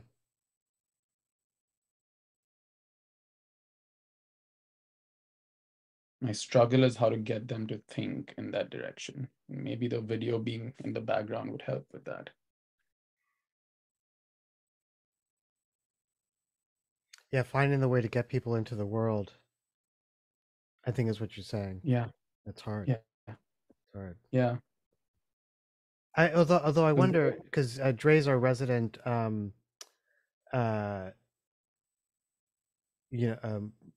gamer in the the desktop gaming and that kind of stuff. Yeah, tabletop gaming. Tabletop games. Is that it? It's a table, not a desk, of course, not a desk. And I'm always so I'm not, and also I am also just curious, like what the mechanics are to people are inclined to do it, obviously, but let's say you had someone who's like, I don't know, really, is this what we're gonna do tonight? Why can't we just drink beers and slap each other on the cheek? And like, no, we're gonna play a game. Like what is it that draws people in, and how are there any rituals that are incanted to as you kind of get into the now this is where we're gonna be for the next 6 hours in this world? Yeah. Aromatics. I had lights. I was messing with like ambience and trying to create that space. So are you okay? So the question is, you're trying to get people immersed in the world that you're trying to like workshop a design fiction type of thing. Yeah, it's essentially an exhibit of sort of my research paper, which is that's what we're doing. It's a grad show, but I don't want it to just be a showcase of my work because it's boring that way. I mean, they'll watch the video and they'll see these objects put on a plinth that I have a screen of sorts or like a paper attached to, but that's not what I'm trying to see if there's a way to make it a little more interactive in a way that because my research was very autoethnographic of sorts, it was all based off my behaviors. I'm trying to see how I can get them to engage with it and tap into their behavior. Do these great videos of Amir like playing games and doing his morning stretches. Yeah. So I've got a few thoughts that might be that you could do. I love this idea of like, how do you augment an installation like this? So one thing you could do is, I think music goes a long way. So just playing some kind of music. And I think about when I'm playing board games with my friends, like if we're playing like a Mad Max themed board game, we play the Mad Max soundtrack. If we play an Alien theme board game, we play the Alien soundtrack. So something along those lines fits something that might fit that way. I think colored lights and lighting works really well. If you can get your hands on a projector or two, you could just project background ambience. If you needed to, if your piece was, let's say the context of your piece was like nature, maybe you projected nature in the background with some bird sounds. Like that could be a way of doing it. Another thing too is to guide people into, like you said, it's about your like daily behaviors or something like that. Is there something that you could give them that's a representative of your like daily you? Like an example would be like a wallet. Yeah. Everybody comes in with a wallet and they open up the wallet, and in the wallet is your driver's license, your birth certificate. It's a picture of you and your family or your friend, and you're this and you're that. And then that's how you, and maybe that's how you learn about the pieces so you have to open the wallet and you have to find the card that relates to the piece. And so none of the pieces are explained. They're all inside the wallet, which is, so those are other ways of doing it. And then you could just hide and not show yourself at all, and then tackle people when they're looking at your stuff. Yeah, it's just full physical intervention. Yeah. That's something on the lines. I was thinking of it being more lo-fi. Post-it notes is what I was thinking. Just like, yeah, it's perfect. Like note to self, right? These like the notes that you leave yourself on a daily basis. That's a really great idea. And there could be something like, you could have like a field notes book where you actually fill in a whole bunch of different notes, and maybe those are just planted places. And if somebody finds it, it unlocks a new layer of context. Yeah. There's also something. So there's like a threshold at which Post-its go from organization to chaos. And I love flirting with that line personally, right? Like if you've gone from like a design workshop, I mean, it's very much my personality, right? Like you do a design workshop and everything's organized and you have like 3 colors, right? And like each person gets like a color or whatever. But then if I do it at home and all of a sudden I've got like, because I have an obsession with Post-its, I've got 15 different color Post-its. And if I don't limit myself to, I literally posted one actually in the thread. If I don't limit myself to 2 or 3 colors a week, I will end up with all these colors around my apartment, and it's not pretty, right? Like it becomes that like very untethered, like what's going on here. And then it reminds me of, I think there was a wall in New York City in the subway where people used Post-its to write messages after a terrorist attack. So I think Post-its are a great way to create that sort of like somewhat ephemeral, somewhat permanent, somewhat organized, somewhat chaotic moment. Yeah, and I think it can go being. Sorry, go ahead. I live in Sunnyvale, California, which is not a pinnacle of arts and culture, but what it is deeply related, both historically and today, to the Lockheed Martin Corporation. So we've got this really dinky little community museum of like a Sunnyvale Community Museum. And it's got like, these people came at this time and they had this kind of covered wagon, and here's some of their broke-ass furniture. But there's also a Lockheed Martin exhibit about all of the important work that they were doing on the missiles and bomb in like the 50s and the 60s. And it's so funny because it's the one piece of SpawnCon in the museum. And it's really nice. But one of the things they do is they've got like the ashtrays and the red phone and lots of little scale models and little bits and pieces like that to be like, this is the personality that was, that was absolutely dominant in the sort of the ethos of what it is that was happening in Sunnyvale and in American geopolitics and in sort of the technopolitics of the whole space. And it's funny because of the juxtaposition, but it's also, I think, really evocative and successful in terms of conveying what it wants to. And, you can take from it what you want. It's a lot like the sort of the 1950s and 60s period of Portal 2, if you've played that. But yeah, it just totally came out of the blue, and it was really, really thrilling to see it as a success for sort of absolutely situating you and locating you in a certain way of reflecting on and responding to these objects. That's really cool. Brandon, by any chance, do you have a link or something to that, or is it available online as an archive or something? I have I think I took some photos, and I can put some in the I'll put them in the group chat in the channel for the this office hours. That's awesome. Thank you. Yeah, I have like this tiny square to work with, so I'm gonna figure this out. I'm gonna take a bunch of white pieces of paper to measure out the space and sort of see where I can put what. But I'm excited to mess with it and have these. Sound is something that I have in the video. It's full of these beeps from everything. Like my coffee mug has a beep, and my shoe has a beep, and the fridge has a beep, and everything around is basically having this unique sound to itself, which is one of the ways in which these things are communicating with us.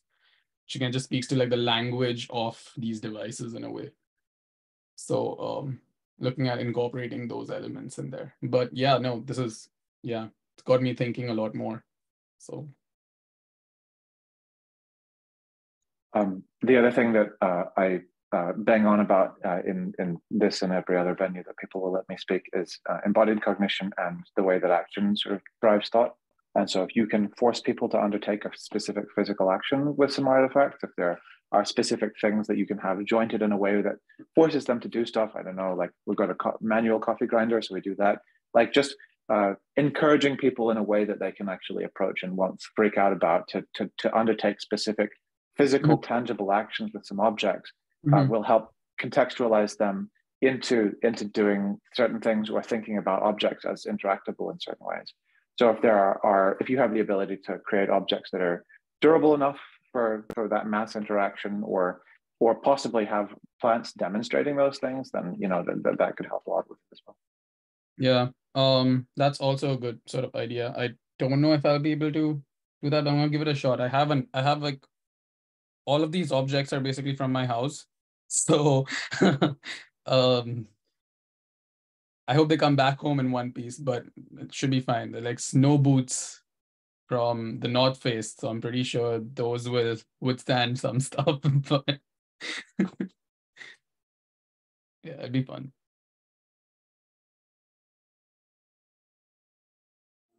Hey, Steve. Hey, how you guys What's going doing? on? I'm in the weeds. Yeah, definitely. It looks like some verdant grass.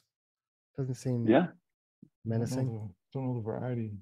I laughed when I was started my doctorate. We had to do like a photo journal just to kind of get the juices flowing again and stuff of our neighborhood. Speaking of, and I was in the middle of a soccer field, and I just decided it was so nice day. I just dropped down into the grass and I started taking pictures from an ant's eye view of the soccer nets. Anyway, everybody thought that was kind of funny. But yeah, I'm in the weeds working on my dissertation these days. So. But sorry, I thought I'd drop in as you guys are. Sometimes you go the distance. I did listen to the podcasts. The futurist one was fantastic. Like Which one was that? Do you remember which episode? The futurist one, the design fiction one, the one that they're all design fiction ones. Yeah. You were a guest on the Futurists. The Futurist podcast. Yes, the podcast. Yeah, that one. Yeah, no, it was really, really good. And then on top of that, the episode 66 with you and Dre talking. I sent Dre a direct note, but it's fantastic. Also for me, like just if I could feel friction, it was definitely a friction moment. Just from some of the stuff I'd done, 20, 30 years ago, I just played with, and then I thought, well, whatever, and I moved on. But you guys are doing this stuff for real now, and for real, yeah. And I thought about like the sandwich, like you put you have the bread, like, I don't know, whatever, the good stuff. What's the metaphor? Anyway, I got a little feedback about the podcast because you do your intro, right? Like I run the channel and there's this stuff and everybody does those intros.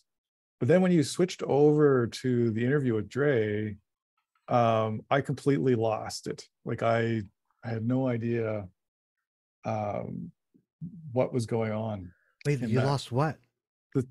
Whatever you guys are talking, I didn't even know what you guys are talking about anymore. Like it was just, because there's that. Yeah, it was kind of cut in. We cut in. So it's like I thought about that and I was kind of like, you know what? I got other things to deal with. I know. Yeah. No, I figured. Not Radio Lab over here. Media res. What is it? What do you entered the story when you're in motion or whatever? Media res. Yeah. You stepped in the room. It's like, oh, these guys are already talking. Let me just. These guys are already talking. Yeah. So it wasn't like bad or anything, but it's just it lost me. Like I didn't even know. Like I thought, what was the topic again? I just knew that Dre was coming up, so it's like I'll just hang out, wait for Dre to come on. And then of course, yeah, once you guys started talking, it was just over the top, fantastic. So anyway, that's all I had. And I was punking you yesterday, so I'm glad you got the joke. Wait, what was that a joke? Because I went on and I was like trying to figure out like what the fuck is going on. Like I almost called someone up. Was it a joke? I mean, I wasn't. I was also kind of like, well, I'm walking the dog. I'm not gonna deal with this now. Okay, so yeah, it was like I choked at the shipping charge, like everybody does when you're used to no shipping. I choke. I mean, and also, and I'm paying most of that, just so you know. I mean, Laboratory is paying most of that. Well, I was going to say that because this gave you an opportunity to say no, student discount built in, right? Like we're all students of this. Oh, right. So next time, maybe I'll set that up. Doesn't work that way. It doesn't work that way. Go ask your bursar for a discount, and then let's talk and let me know what they give you. I'm a business too. Take it all over. Charity. That's right. A lot goes into this. If you can't feel it, it's cool. I mean, I'm not saying this to you directly. Yeah. Steve, if you called me up and be like, look, I mean, the kids are hungry. We're on Campbell's tomato soup. I just really need this. This is what I need to get me through our starvation period. I'd be like, okay, I got you, brother.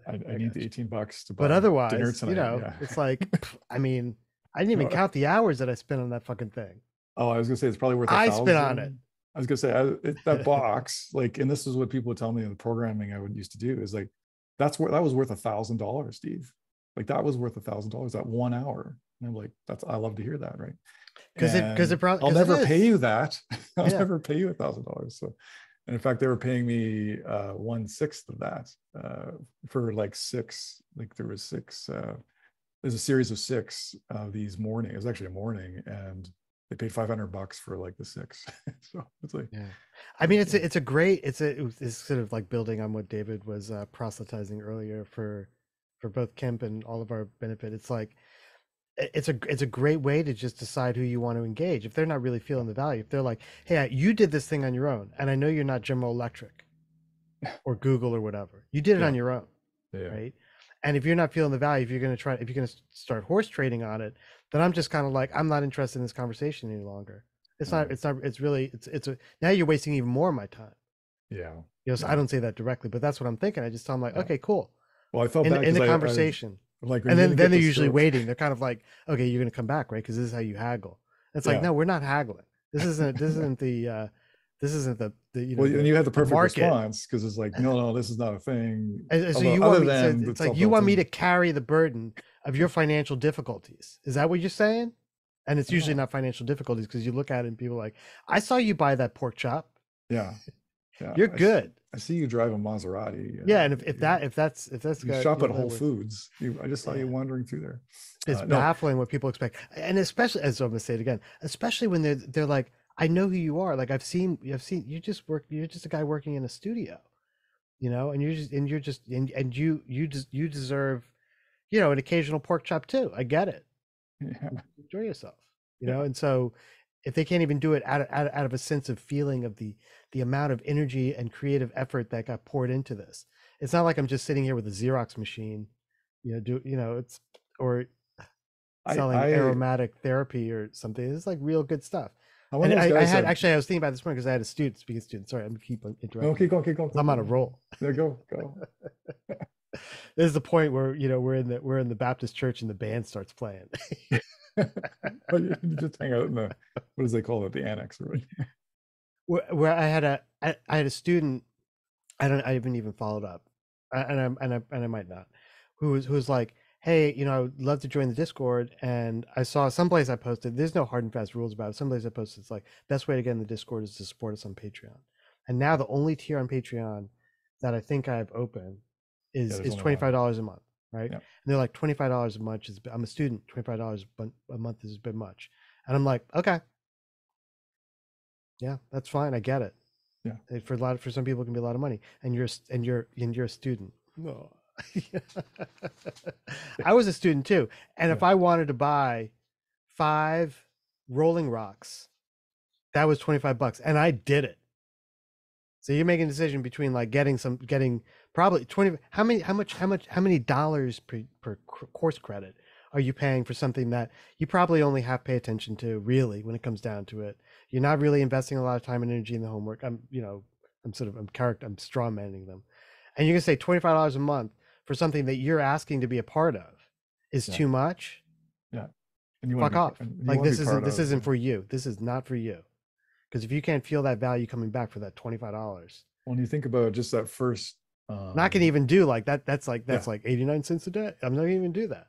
just stopping them for one office hour, right? Like when I first talked to you guys, I mean, that was $1,000. We should all be getting $1,000 for like, these 2 hour, sometimes 3 hours, and the opportunity to open up and ask questions. Yeah, on that day, Amir, like, where's my money? No, I'm just joking. I'm fucking with you because I'm on a roll. But it's like, how much do you pay for mentoring? Like, if you go to office hours with one of your professors, and you broke that down, and I know they don't have a tip jar, but it's kind of like that they're doing that because they at this point in time they haven't figured out really where their value is, because otherwise they wouldn't be like, this is. They're looking for an opportunity to be able to mentor, to be able to like direct and people and do all these beautiful things and see these wonderful young creative minds kind of come through and do this beautiful work. And they're looking, they want that, and that's where they feel like they can be a benefit. And also it's like, I just can't deal with a regular job. So this is as good as it gets for $65,000 a year. Meanwhile, the dean is making $350,000 a year and gets their own parking spot that they don't have to pay for, and gets this huge office. There's something going on there. It's not right.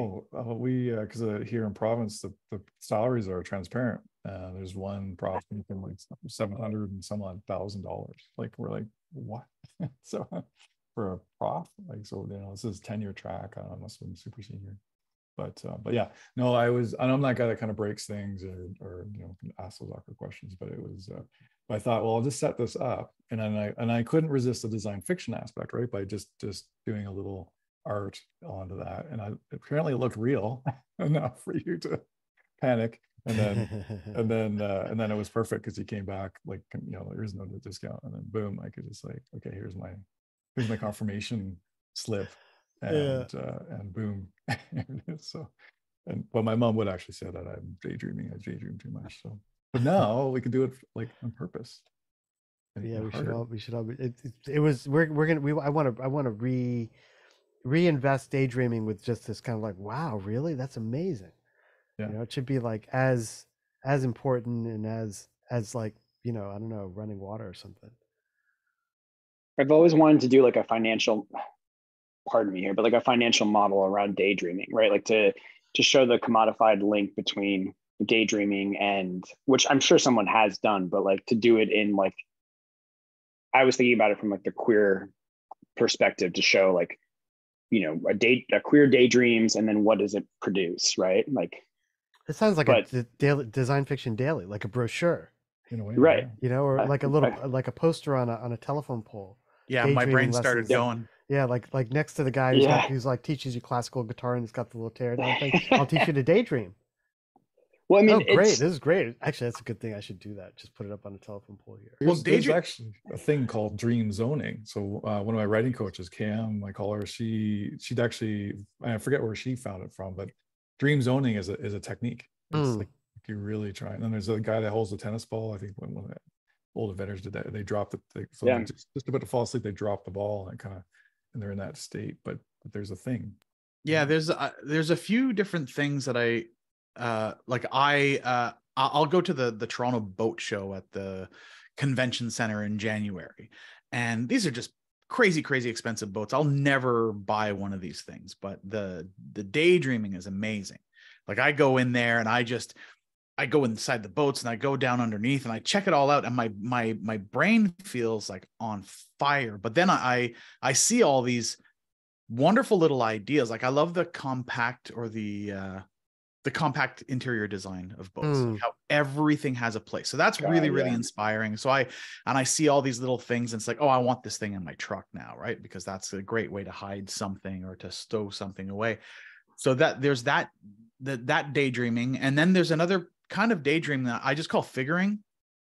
And it's like when I'm working on something and I don't know exactly what I'm doing, but I'm just doing it, especially recently working on the trailer.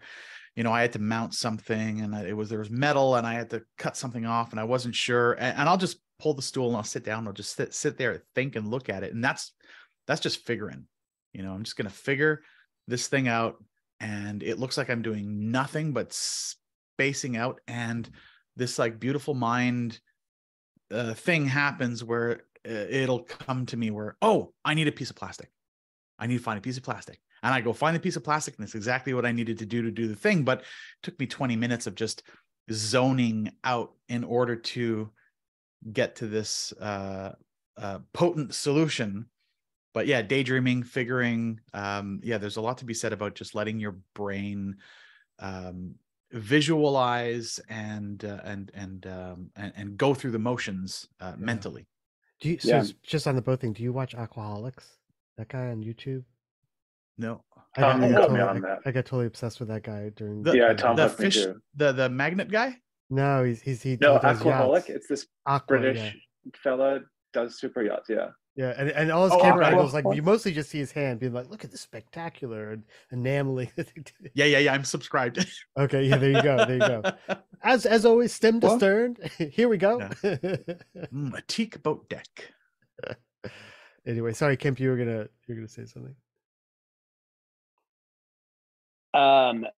Sorry, I had a call coming. Dre, I have a whole Pinterest board of train interiors, like old train interiors, because of it's very similar to yacht interiors, where like all the wood and everything, because everything has to have its motion and space sensitive, right? So there's something so beautiful about all of those. And it's funny because, as you said, camper, I didn't even think about that connection to camper, mostly because living in Los Angeles, I have this like love hate with the hipster, the trust fund hipster camper world, many of which I'm friends with. Van life. Yeah, where, you know, there's this like, oh my God, I woke up like this and I have this $300,000 camper that I have a good friend who's an heiress, and she has this camper and she spent $300,000 doing the interior of this camper. And it's like a yacht. It's like a yacht inside. And I can't talk to her about it because it drives me so crazy, right? Like it just angers me, which is work I got to do, I know. But it is, I know, like, that's the first step. And be happy for her, I know, but I'm just like, that could go to my startup. But it is, you know, it's hers. And but I think it's more the frustration that she just like rolls around being like, I got this organic kale at, you know, like whatever, and you know, this is I won't go into it, but that world, the beauty of how they craft everything, like, you know, that is truly stunning. And it does remind me a lot of like yachts and trains and like the Orient Express kind of the vibe. So I don't have anything to go off of that, but I think it's cool that you made that link. Yeah, I like that. I going back to your daydreaming thing, it's gotten me, when you mentioned it, my Design Fiction Daily Radar pinged me, and I like this idea of, you know, SETI at home. Do you remember that program where you would offload CPU, or you'd use that was a mind expander. I was a member. Yeah, I was too. I had a couple of years using the SETI screensaver, and then there was also the Human Genome Project did the same thing. They that's right. they used computer cycles, unused computer cycles, to do some processing, which get me thinking. It's like there's a lot of people out there that don't have time to daydream because they're really, really busy, and then there's all these other people who do. And if there was a way that you could tap into all these other people that are daydreaming because they've got some kind of a headset that produces these cycles and could just give you daydreams in like more efficient ways because you don't have time to daydream. I don't know. There's something there. I'm going to noodle on that, but you'll probably see a design fiction in the next week or two. So to that end, Dre, I went to the User Interface Software and Technology Symposium 2011, and mechanical Turk was all the rage back then. Mm-hmm. One of the things that they had a lot of work on was how to do task subdivision to break things up into crowdsourceable chunks that could also be done with enough redundancy and duplication that you could kind of average out and then use all of the different people to evaluate, sort of peer evaluate all of the pieces, so that if any one person just completely threw the task, then it was okay.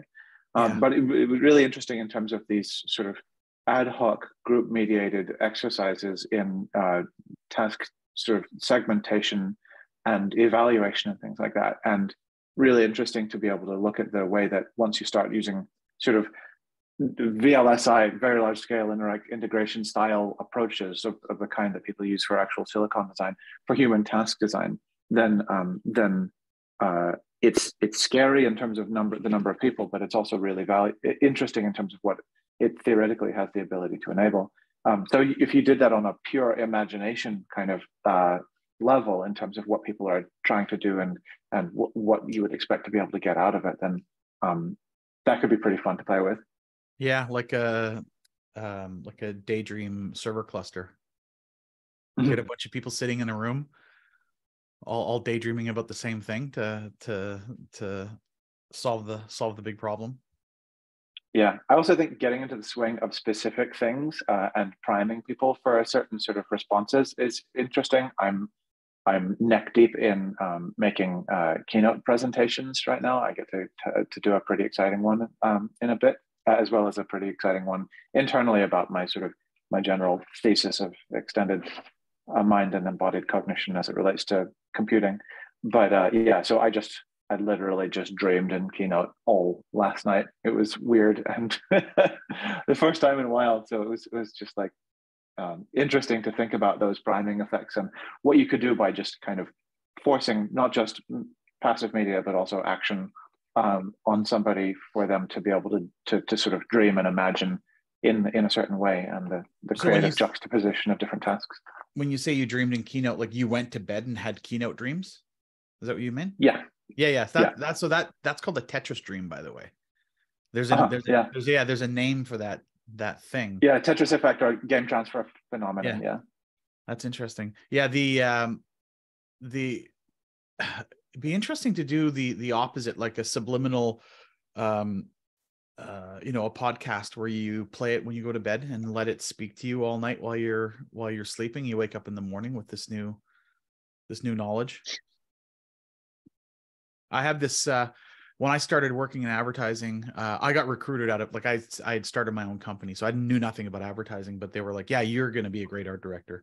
And they were bandying about terms like branding. I didn't know what branding really was. So I bought this book called The 22 Immutable Laws of Branding, and which Julian probably has somewhere back there. And then wait, sorry, what was it called? It's called The 22 Immutable Laws of Branding. It sounds really familiar. It probably is back there. Famous branding book. But I ordered the book from Amazon and I received the audio tape. I was like, oh, like God, on a TDK? Yeah, like TDK, like proper like audio cassette. And so I got the tape. So the tape is probably worth more than the book. You probably get like 60 or 70 bucks on eBay. Yeah. Well, yeah, because people will just like degauss it, blank it out, and use it to record their 4-track lo-fi hip hop on it now. Yeah. But I got the audio tape, so I, rather than returning it, because returns to Amazon back then weren't as easy, I just jammed it into the tape deck of my 1986 Mercury Slow Paz, and it played, and it was an auto reverse deck. So the minute the minute it finished playing side 1, it would just flip to side 2 and it would start playing side 2. That was And such a feature. It was such a it's feature. so amazing. big. And It was so big. so this tape was on infinite loop, and I didn't even think about it. It just played in the background. Nom, nom, nom, nom, nom. I wasn't even listening to it. And then one day, I'm in a meeting with my clients, and I was doing something for Chevrolet, and they were trying to do something like, you know, like big and luxurious. No, it was Cadillac. I was working in Cadillac, and they wanted to do something like this cheap, affordable Cadillac. And I just said something to the effect of like, you know, Cadillac used to stand for luxury, and now they're trying to sell cheap and affordable cars. And then Chevrolet used to stand for cheap and affordable. Now they're trying to sell luxury cars. It's like, you got your branding all out of whack. And I was just venting to my account person. And they thought it was, you know, it was this Dre guy's brilliant. He's so smart about branding. And literally maybe a week later, I'm driving in my car and I hear Chevrolet used to stand for cheap and affordable cars, but now they're trying to be more. And whatever I said was repeated on the audio tape. And that's when I saw the value in subliminally priming you with stuff. So I will often buy a audiobook and just hit play in the background while I work. And I'm not actively listening to it. I just let it put words in my ears. And after the third or fourth listen, I'm just rhyming shit. Like, I'm like, I know so much about the subject matter, not realizing I'm just parroting something that buried its way into my brain. Like, there's something to that. I think it's associated with being like a quick study. Sometimes I say like I'm a quick study, or I feel like I'm a quick study. Like, I feel like give me 20 minutes in a room with, you know, your account guys or like a plumber or anything like that, and it's like I'm like Zelig. You just like, I got this, and I certainly don't, you know, I don't have like the 23 years of experience, but if I can sound like I got it, and I'm not trying to just bullshit someone, but I'm kind of like, this is how it should go. Like, that's what you did in a way. Yeah, well, that's what YouTube is for me, right? I'll just hit the YouTube play button, and then I'm like, okay, I know Kung Fu. Let's do this.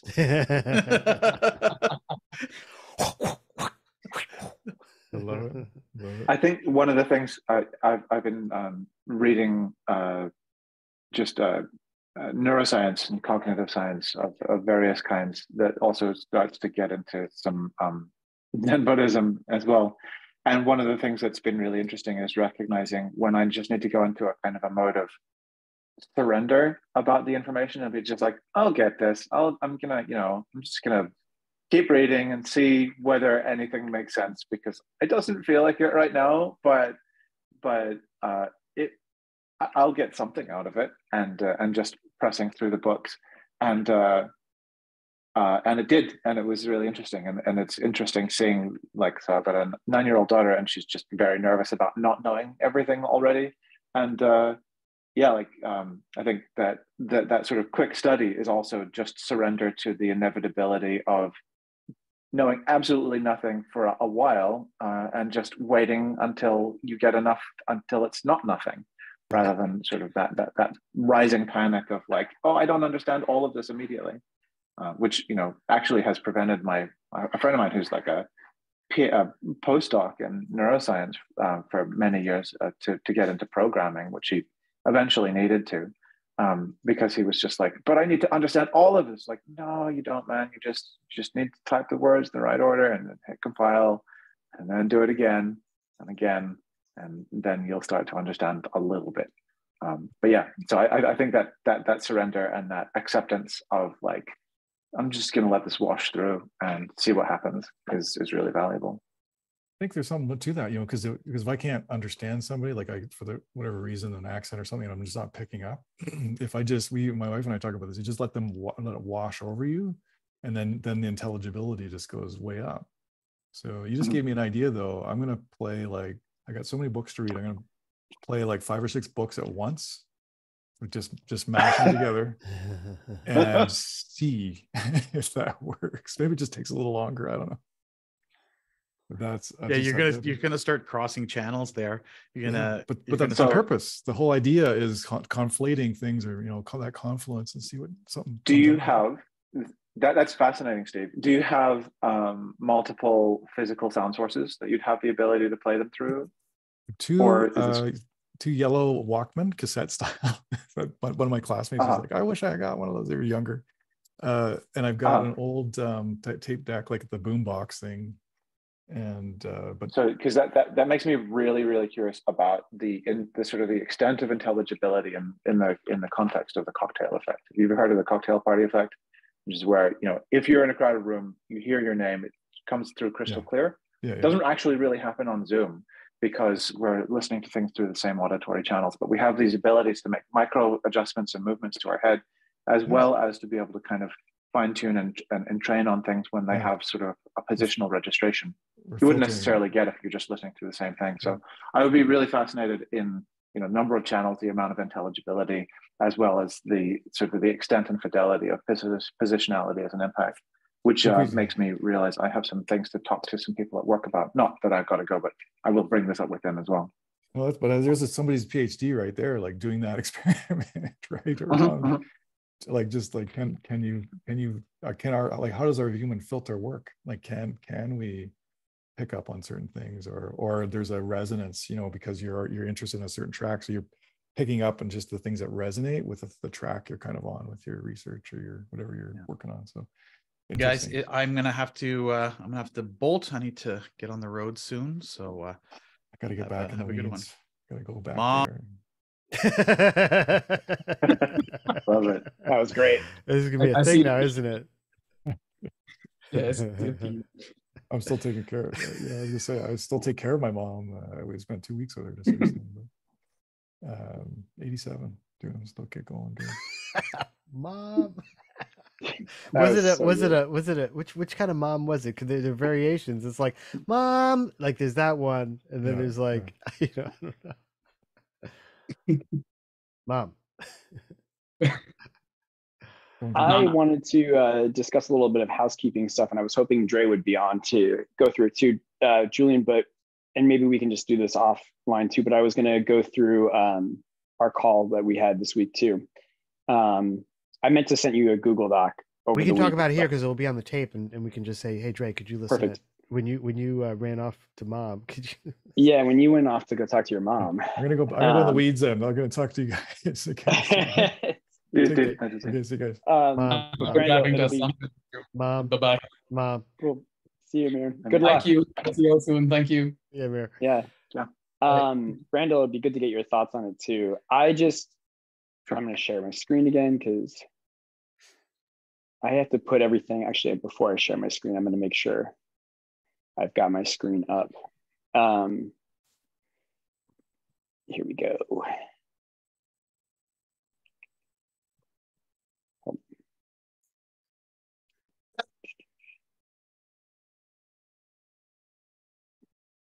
So I wanted to just discuss like other ways because I like an action item. So this is just the Google Doc that I just put down. If I don't write things down, I forget them very easily. So I just wanted to kind of put words to what we were talking about. Look at all those tabs. Yeah. Mom. So that all showed, huh? I was hoping it would just be this one page. It's all good. Cool. All good. Google really throws you under the bus on that. Nothing to be embarrassed about. You're like an expansive explorer. Yeah. This is beautiful. Yeah, it's great. So I was just thinking, I wanted to think about like ways. I'm more interested in this, like ways to promote NFL. This was something that you and I have been talking about. I'm looking for action items just for myself. And, so I was thinking like, you brought up a good point. Like, some people can't do certain things because of their job. Randall, you're good to have on this call right now because you do work at a company that would probably prohibit certain things. But I was thinking like for the zine, when I reach out to people, we don't need to use lab ambassador by any means, because whatever, but I like this idea of sort of, to what degree should I just be like, hey, I'm part like a showrunner at this lab and want to get you involved? Like, should there be any hesitation to this? Should you just be like, go for it? There should be no protocol to it, or what's the scenario you're running? So just give me an example. So like if I'm approaching this person, I have one person in mind that I'd love to get, their thoughts on the future of fashion for the zine. They do AI fashion through social media on Instagram mostly. And I'd love to reach out to them and just say, hey, I've been following you since you've started doing these incredible renderings. And I'd love to have your thoughts on where you think the future of fashion is going. Would you be interested in talking to us about this topic and possibly contributing to a zine thing now or down the road? When I intro myself, my Instagram is going to say, they're going to look at my Insta and they're probably getting hit up by a lot of people because they've just been building tons of followers very quickly. But I would like to go in with a little bit of professionalism so that they don't feel like I'm so-and-so trying to learn how to do, mid-journey from them. So I was thinking, just approaching it with like, hey, I'm a showrunner at this Near Futures Lab. You can check it out on Insta, whatever. And just going from that, just having it be, but just being a little bit more formal with it. And I just kind of wanted to run that by, I feel like this is maybe a little bit overkill, but I wanted to run that by formally before I start doing that. Yeah. Okay, cool. So, so some thoughts. So I would say, like, generally speaking, probably your instinct's going to be right on. And I don't think, and even if there's this point where it's kind of, where it might be like, I don't even know what I would say. But if there were something, I would say it with compassion and kindness, because I know that you're a good guy. Yeah. Okay. So that's it. So then, so more practically speaking, I would for no reasons of like trying to be proprietary about, or like whatever, my, Julian's in charge or any of that kind of stuff. It's more like, this is more my sort of advice or suggestion or thoughts on your approach for you. And I would probably do less of offering them an opportunity, not because you don't want it, but I think it just kind of puts them in this weird situation where it's like, now you've put a decision point on them that they weren't expecting, or they're not, it's like, man, I got so much on already. Really? Now you're asking me to, I know that you're saying like contribute, but also that sounds like work. Like that sounds like calendaring tasks. And so my instinct around these things that I've kind of learned over time is just like, they're just, imagine that they're a peer, and that there's nothing specific you want from them. You just want to, can we get a coffee? Like, I'm working on this future of fashion project. Love to get a coffee and talk to you. And it's like, you don't even want them to contribute. It's your project. That's your decision to make. And if they feel it enough, they'll come to you. Yeah. You know what I mean? And I think, managing that kind of relationship and who is carrying what load in that. And also, I mean, sort of related to stuff we were talking about earlier, which is like, how much do you want to, what were we talking about? How much do you want to, I guess just asking yourself, like, why do I want this person to be a part of this project? Yeah. And I don't know. I think it just feels to me sometimes, that there is that kind of, there's that imbalance where someone's like, yeah, of course this person's going to want to give me their time, almost related to the student stuff. Like, so I did this, and I didn't do it because I was, I mean, obviously, I hope you can sense that yeah, I said I admire Amir and what he's done. We only just met, literally. Like, I was asked to do his thesis, or be one of the external reviewer on his thesis. Yeah. And I said yes, like, months ago, mostly because it's like, I just wanted to get out of the email thread. And also because like, I'm like, my inclination is to help. And I think people realize that, and then they exploit it, not in a nasty way, but they're kind of like, oh, Julian, he's a PhD, he used to be a professor, he'll give his time for nothing. Which includes, reading a thesis. It includes reviewing a bunch of material, and it includes coming prepared with questions. And like the couple few days before that, Amir's going to listen to this, I was like, man, I just don't have the time to do this. Like, what is wrong with you that you say yes to these things? You got to fix that. And of course, when I did it, I was just like, I mean, this is great. And it's cool. Now someone kind of came into the community, high energy, showing up at office hours, bringing a lot of good, beautiful things to the conversation, et cetera, et cetera. That doesn't always happen. And so why am I saying that? I'm saying that because you just, in ways, both sides, both your side of the conversation and then the other party's side of the conversation, it's like try to put yourself into their position. Usually people say that in a bad way, like put yourself in my position, what would you do? And because whatever, you're trying to get someone to see your side of the thing. But just in situations like this, like put yourself in their position, because in your position you want them to contribute for a whole bunch of really good legitimate reasons, not because you're trying to get something for free or whatever. Right. And from the other side, they're like, I've been put in this position where someone's asking me for something, and as much as I admire the work, maybe I want to admire it from afar, and maybe I just want to encourage them and say, like, I would love to see this when you're done. Or maybe I'm kind of like, oh man, wait, what is this community? This sounds amazing. Where is it?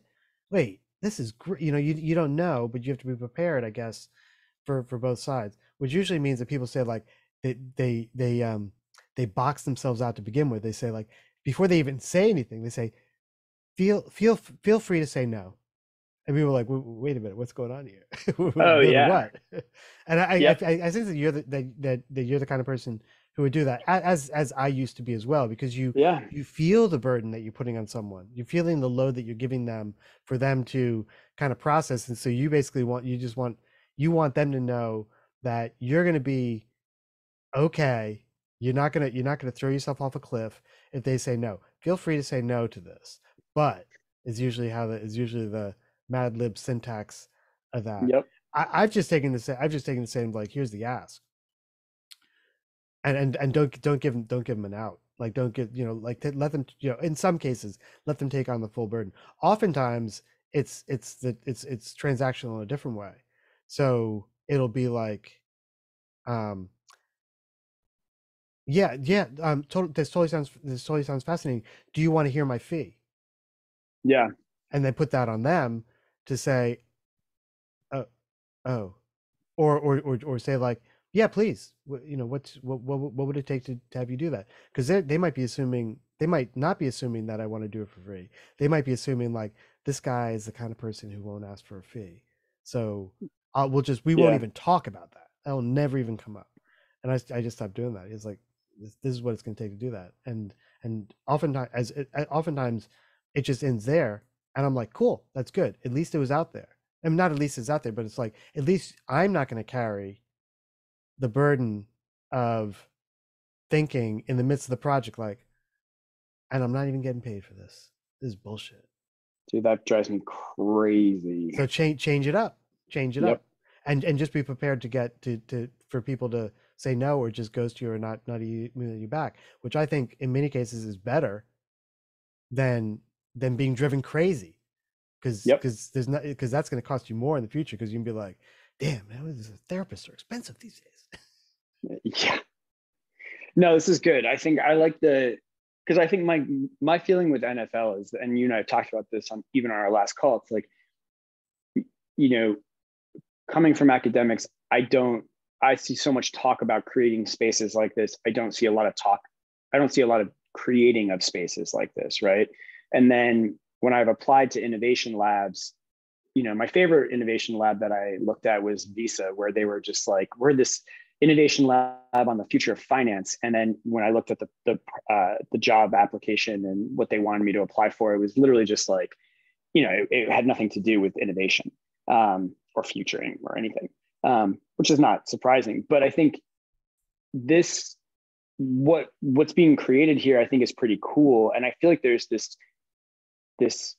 thing that I can't really put words to necessarily, but I feel like there's something that makes me want to invite a lot of people to it. And I don't think what I'm hearing that is, like, rather than being like, hey, like, can I get a second of your time? It should be more like, this is really cool. You should, let's get coffee. Let's, this is a thing that this is the thing that exists. You may want to be a part of it. Even just by hearing me talk about it, it should be something that would trigger somebody like this person I'm thinking about on social media to be like, that doesn't exist. I want to be a part of that group. Just talk about it. Make it something desirable for them. And if they don't feel the desire, they don't feel the beautiful thing, or they're just too distracted, then that was it. You just had a coffee with someone, and that's good enough. And you might get something out of it, or you might, you might just be rehearsing how you talk about it. That's what I find a lot of my conversations are. I'm just saying over and over and over again what I'm trying to do, what I'm trying to build, about the community. You know, I talk about you about you guys and what you bring to it, and that might be this. People are like, that's great, it's amazing. Keep going on, keep me in the loop, and that's all I really expect. And so also it's like managing your own expectations, so that you don't have to say, feel free to say no, but this is what I'm going to ask you. Brandon, you're going to say something. Oh, I was just going to absolutely reiterate that I do a lot of rehearsal. I repeat myself a lot, but that coffee network is incredible in terms of what it sort of reveals about what kind of latent capabilities are sort of existing in there, and it's just a matter of, you know, having the patience, again, sort of like the learning stuff and understanding or not is just kind of letting the opportunities or the configuration of a network wash over you, to go like, well, how do these things fit together, and what ways can I play with these things? And in part, you know, one of the other great things about just a coffee, as especially the first kind of approach to it, is that it means that you have the entirety of that time and some reflection afterward about whether there are concrete things to ask of somebody, or that they might even decide that they want to volunteer themselves.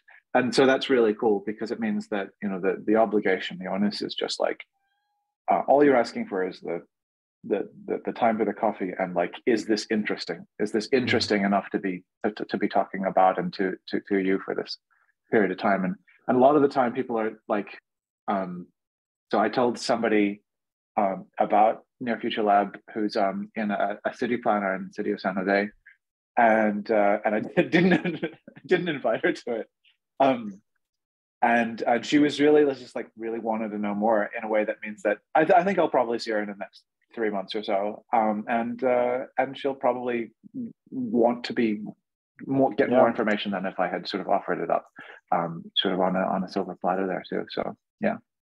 Here's how, so that's great. That's good stuff, Brandel. There are all these like little interesting tricks. Like, I don't know if Brandel, if you're doing this directly, I'm not sure you're this kind of fella, but keep it exclusive. So it's kind of like, you know, so say like, hey, do you want to join us? Because then they're like, well, what other bums are in there that you're just kind of opening the door up?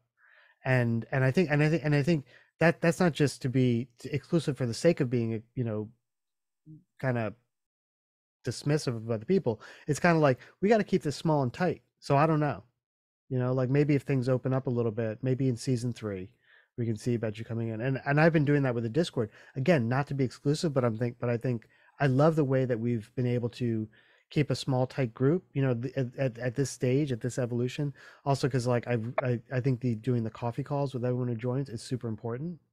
Super important to keep things going. Yeah, you and I have talked about this, and so that's what it is. And also, it's like, I don't want people just to think that just because it's there and because it's a knowledge community and knowledge is supposed to be free, which is bullshit. That anyone can come in. Like, same thing with, like, you know, with that student. Like, I don't know, I don't think so. I don't think it's for you. I mean, it's like you're gonna come into my bar and not order a drink. Like, no, doesn't. It's been sort of a sick pleasure of mine to be able to tell people that they're not the right fit, and not in like that sounds elitist, but like, you know, like, full transparency, the friend that I've invited to that you met with, Julian, you know, like, they really they're great, former Googler. I love them. They're an incredible queer entrepreneur, but they have some ideas they need some tech work on, and they thought they would be able to come into the lab and find people to work with for their ideas. No. And I was like, that's not what this is. No. And so it's not a recruiting site. If you want to recruit from here, cool. This is our fee. Totally. And this is we work, then we're going to work it like that. I had a friend like this ask me similar thing. Yeah. I got to remember this because I haven't seen her in a while, and I'm going to see her on Saturday, and it might come up, where she was like trying to recruit for her fintech company. And I was like, I'm really good friends with the former head of design at Robinhood. Like, I am, like, we used to work together at and he left, and, you know, just complicated circumstances, whatever. It's like, this is your guy, he'll slay it. And I was like, let's talk about the fee. And she got really insulted. And I was like, No. this is business. This isn't, you know, you and me, like I'm buying you a coffee kind of thing. You're going to pay Yep. a recruiter to do this. So I don't understand what you're, I mean, I didn't even get it. I was just like, okay, cool. Like then this conversation is, let's talk about We're something good. else. Yeah.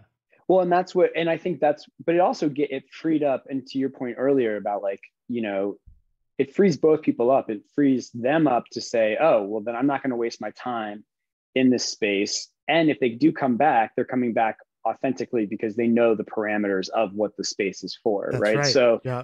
And I think they've said like, okay, right now I'm working on this project. I want to come back into this space for those exact things that you mentioned.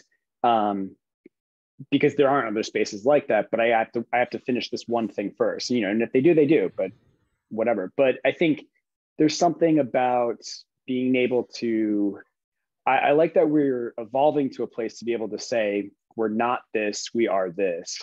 And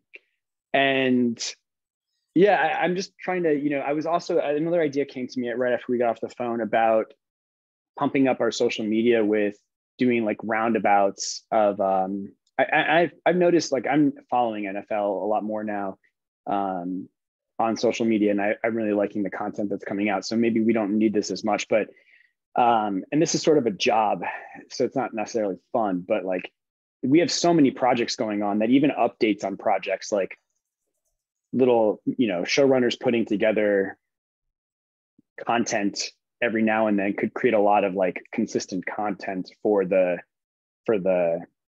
social media stuff. So like I should do that for the Chore project. So here's one idea to throw out there, because we had talked about doing a future fashion general seminar. Yeah. Like have something for people, like and make them want to participate. Like it's like, and you know, if you and Drew or one or the other or whatever wants to you know, like co-show run it with me, then we just, you know, so on the one side it's like, I think I mentioned this too, it's like yeah, there's a bit of money because we charge people, because nothing's for free. It's not a shit ton of money, but it is a little bit, and it gives you a point of entry to say like, hey, for this person who you're kind of imagining you want to engage, it's like, hey, I'm doing this, and they're gonna be like, oh damn, what is this? This person is really has their shit going, as opposed to, not that it's that is wrong, you know, coffee. And on the other side of that, chances are, based on, you know, the user feedback that I've gotten from all the other whatever 26 general seminars, people are like, that was fucking amazing. You're undercharging. That was beautiful. Like, yeah, just put me on the list. And that way you're ahead of it, and they're going to be tapping you on the shoulder, and you're going to, and then you're going to be like, sorry, I'll get back to you. I'll have my girl call you. And that puts you in a more comfortable position, because you get to demonstrate your without having to do a long introduction over coffee and explaining yourself, and why you should be relevant to them, and why you're actually on the vanguard of this stuff. And don't think of me as like a student of it. Like I'm building this. I'm a thought leader in this space. It gives you that extra bit of credibility without having to say it. You just show it. Oh, you didn't know that I was part of the Near Future Laboratory, this, you know, 14, 15-year-old enterprise that is always 27 minutes in the future, and now we're looking at fashion. Oh, I'm sorry. Yeah, I got to be honest. I'm really glad that, I don't want to say call out. I love the response to the Lee Edelcourt stuff. You know, I was researching her. I was diving into her stuff the other 2 nights ago, and I literally had this thought. I was like, God, I kind of feel like she's lost her touch, and I feel like she's always been a name to me coming up through grad school, and just like Dutch design has always been a big deal to me, and blah blah blah, you know, whatever. And I literally had this feeling. I was like, God, I feel like she should attend our future fashion seminar through NFL. Like she should learn from us, because I don't think she's really on the pulse right now. And then the first thought was, God, Kent, how dare you think that? You know, like this is Lee Edelcourt, you know? And it is kind of funny to not have it be ego driven, but to think about like, part of what I love coming to these office hours for is that a lot of people are thinking about really cool and weird shit without it being ego driven.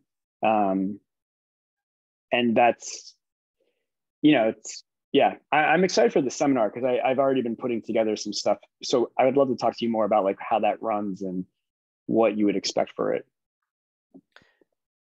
Yeah. I can do that right now real quick. Yeah. So there's a topic, right? We've done ChatGPT, we've done DAOs, blockchain, tons of stuff. Generalseminar.com. So take a look there. And then there's no presentation. Oof. So what we're doing is we're looking for, we're all going into this future together. So it's not a masterclass, it's the opposite. It's like, Okay. what do you feel in this future? And so the way it works is like there's no introductions to begin with. So no one's like going around like, hi, I'm Kemp, I'm Brandel, I'm Julian, which just eats up time. People join, and I do a little bit of we're gonna get it's the janky time machine thing. Right? We're gonna go into this future world, and I want you to tell me what you see there.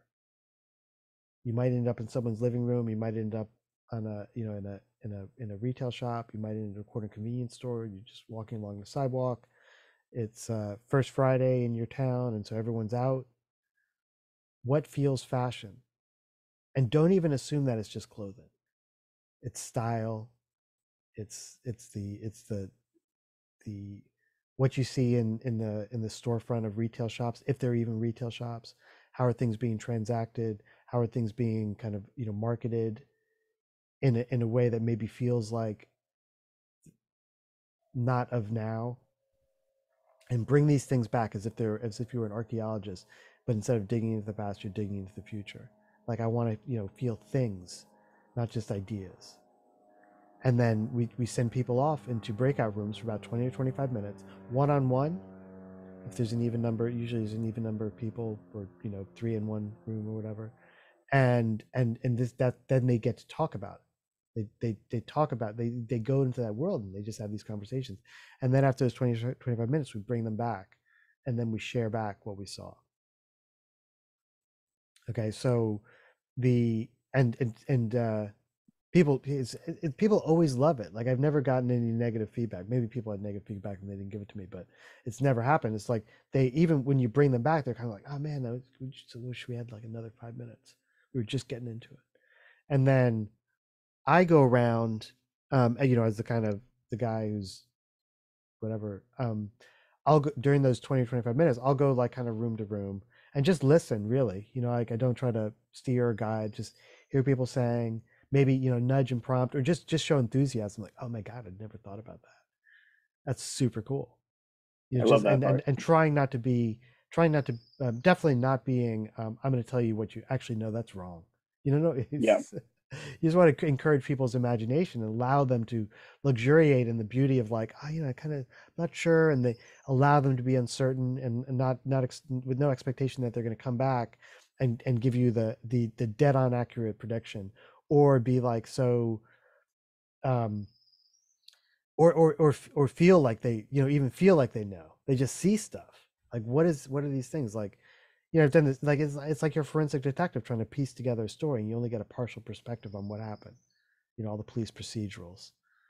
The really sharp detective is kind of like, sometimes they'll do like these little, they can see what happened. Maybe this happened over here. Look at that. That's a defensive wound. They put their arm, all that kind of stuff.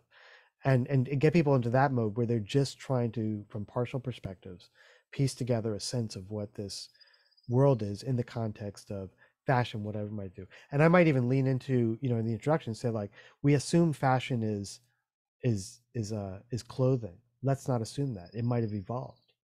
Right. What is fashion in the context of like work? Is there a different, there's a different aspect of it? And there's some things that we can lead people to help them get their head around it before the seminar even starts. I usually do like an email or two, or do a page on the General Seminar site, just to give them some context, maybe a couple podcasts and links to articles, just to kind of allow them to Yeah. Get a sense of, I don't know how much people use those, but and then yeah, and then that's it. It's like 90 minutes. Sometimes it goes a little bit over, sometimes people leave. And then what I think would be cool and what would be helpful for having you guys, you and Drew, is that what we should do afterwards is listen back to the tape, because they're recorded, and listen back to it and independently identify, like, this was really good feedback, this was really big kind of read back, this was really, I love this, and contribute our own thoughts to it, but in a post event produced, I do these digests. So there are a couple of Gemmell Seminar digests on the podcast, and by the way, this is what we usually do with clients. Like, this is our way of, like, kind of tapping into their unconscious in a way, and allowing them to explore their hopes, fears, dreams, and desires about the future of whatever they're working on, breakfast food or whatever. We do a Gemmell Seminar sometimes too, and then we give them back this kind of little packaged audio digest, so that they can also, essentially play it back in their head. But it's condensed, so we tighten it up, we make it into a digest. Doesn't have the whole thing, just the highlights.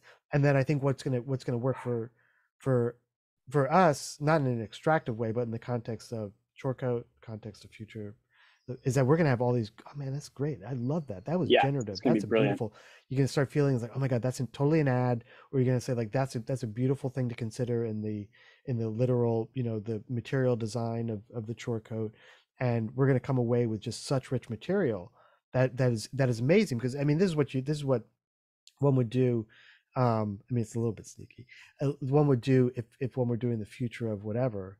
I'm gonna do this thing with a large luxury automobile company in a week, and they're having experts come in. What do I know about automobiles?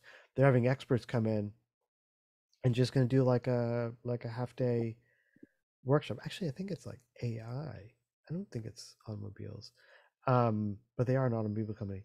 So we kind of get the benefit. I mean, everyone benefits. So we get a little bit of cheddar. Don't quit your day job, and we get the time to focus our time and energy and attention on this topic that we're super passionate about, and we got projects running anyway. New things are going to come in, and the audience gets that as well. They get this. Oh yeah, I hadn't really thought about that, and oh yeah, what is, like, all the weird things that we could possibly think about, that they are on their own, as we would be, on our own. Sometimes just don't really get the external energy to push us and nudge us in different ways. Like if I said, like, law and fashion, like, I'm not even sure what that, but if I would love to spend, like, time just kind of, I just got excited. What would that be? Yeah. I mean, is that just luxury briefcases and $4,000 suits, or is there something else? Is the legal implications of fashion and copyright or IP, or is there something even beyond that? What is it evolved into, and all that kind of stuff that could be super fun and cool to. So that's my proposal, that we do that, and you even even to the point, it's like you avoid the conversation with this person. After you do that, it'd be like, you say like, hey, we did this thing, or you say, we're doing this thing, if you'd be interested, or you say, we did this thing, check out this podcast where we did a digest on it, and chances are they're gonna listen to it. It's like, fucking man, that was amazing. How do you guys do that? How do you, and then what do you do, and who are you guys, and what do you do, and what is this thing, Gemmell, what? I mean, that's what's gonna happen, I think. Yeah, I'm trying to figure. I just feel like, even when you said like fashion and law, like, I just think it needs to be like a multiple part series just for fashion itself, specifically because fashioning and ornamentation and decorative and all this stuff. Like, I'm biased because I think fashion, like design, can get into everything, but it's I think it's awesome. I also want to. I've been playing around with one of the office hours, we were talking about doing like a little takeover. I want to do a little fashion takeover one day on some sort of like future fashion stuff. I I don't want it to read like a lecture. Hmm. So I've got to figure out any advice on that. Well, let me before we get to that, totally in for the seminar. I think it's awesome. I'm glad for those notes. Yeah, I think I'm excited. So we just need to find a day, daytime. So I traditionally do them on Wednesdays at 10 and 3. So they're 2 in a day. That gives us good coverage on kind of US and Europe. And then I want to break open Oceania. Like Australia, Yeah, I think New it's Zealand. Yes, Brandel. So I just feel like there's a whole world there. It's like the new world.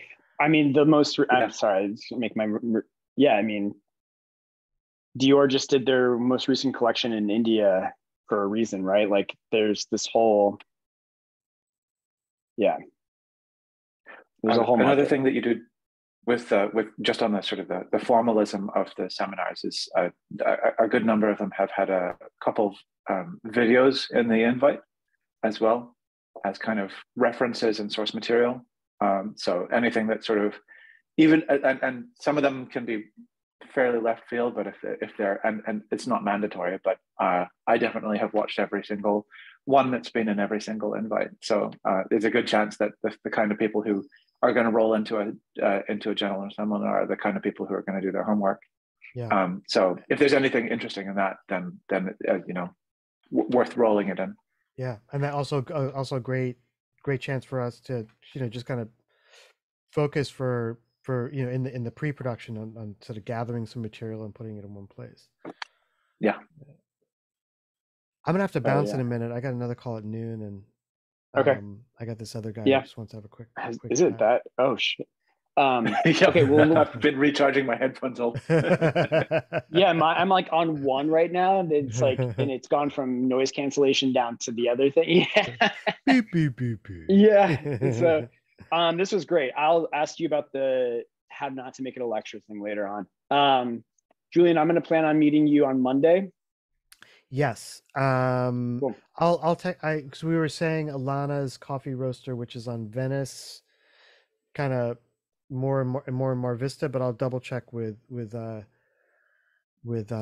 Greg on that. And I think we were saying, did I say a time? I think we were saying like 9. I think I put in my calendar. Yeah, just shoot me a text. And then Brandel, if you come up with any good geeky transitions in Keynote, just send me a link to them because I love that stuff. I'll keep an eye out. Yeah, have fun with it. Good luck with presentations. It was great to see you guys. Great seeing you. Thanks, Kim, for all that. All of that. It was super amazing. Yeah, Stuff. Brandel, you too. Cool. See you, my friends. Bye. Yeah.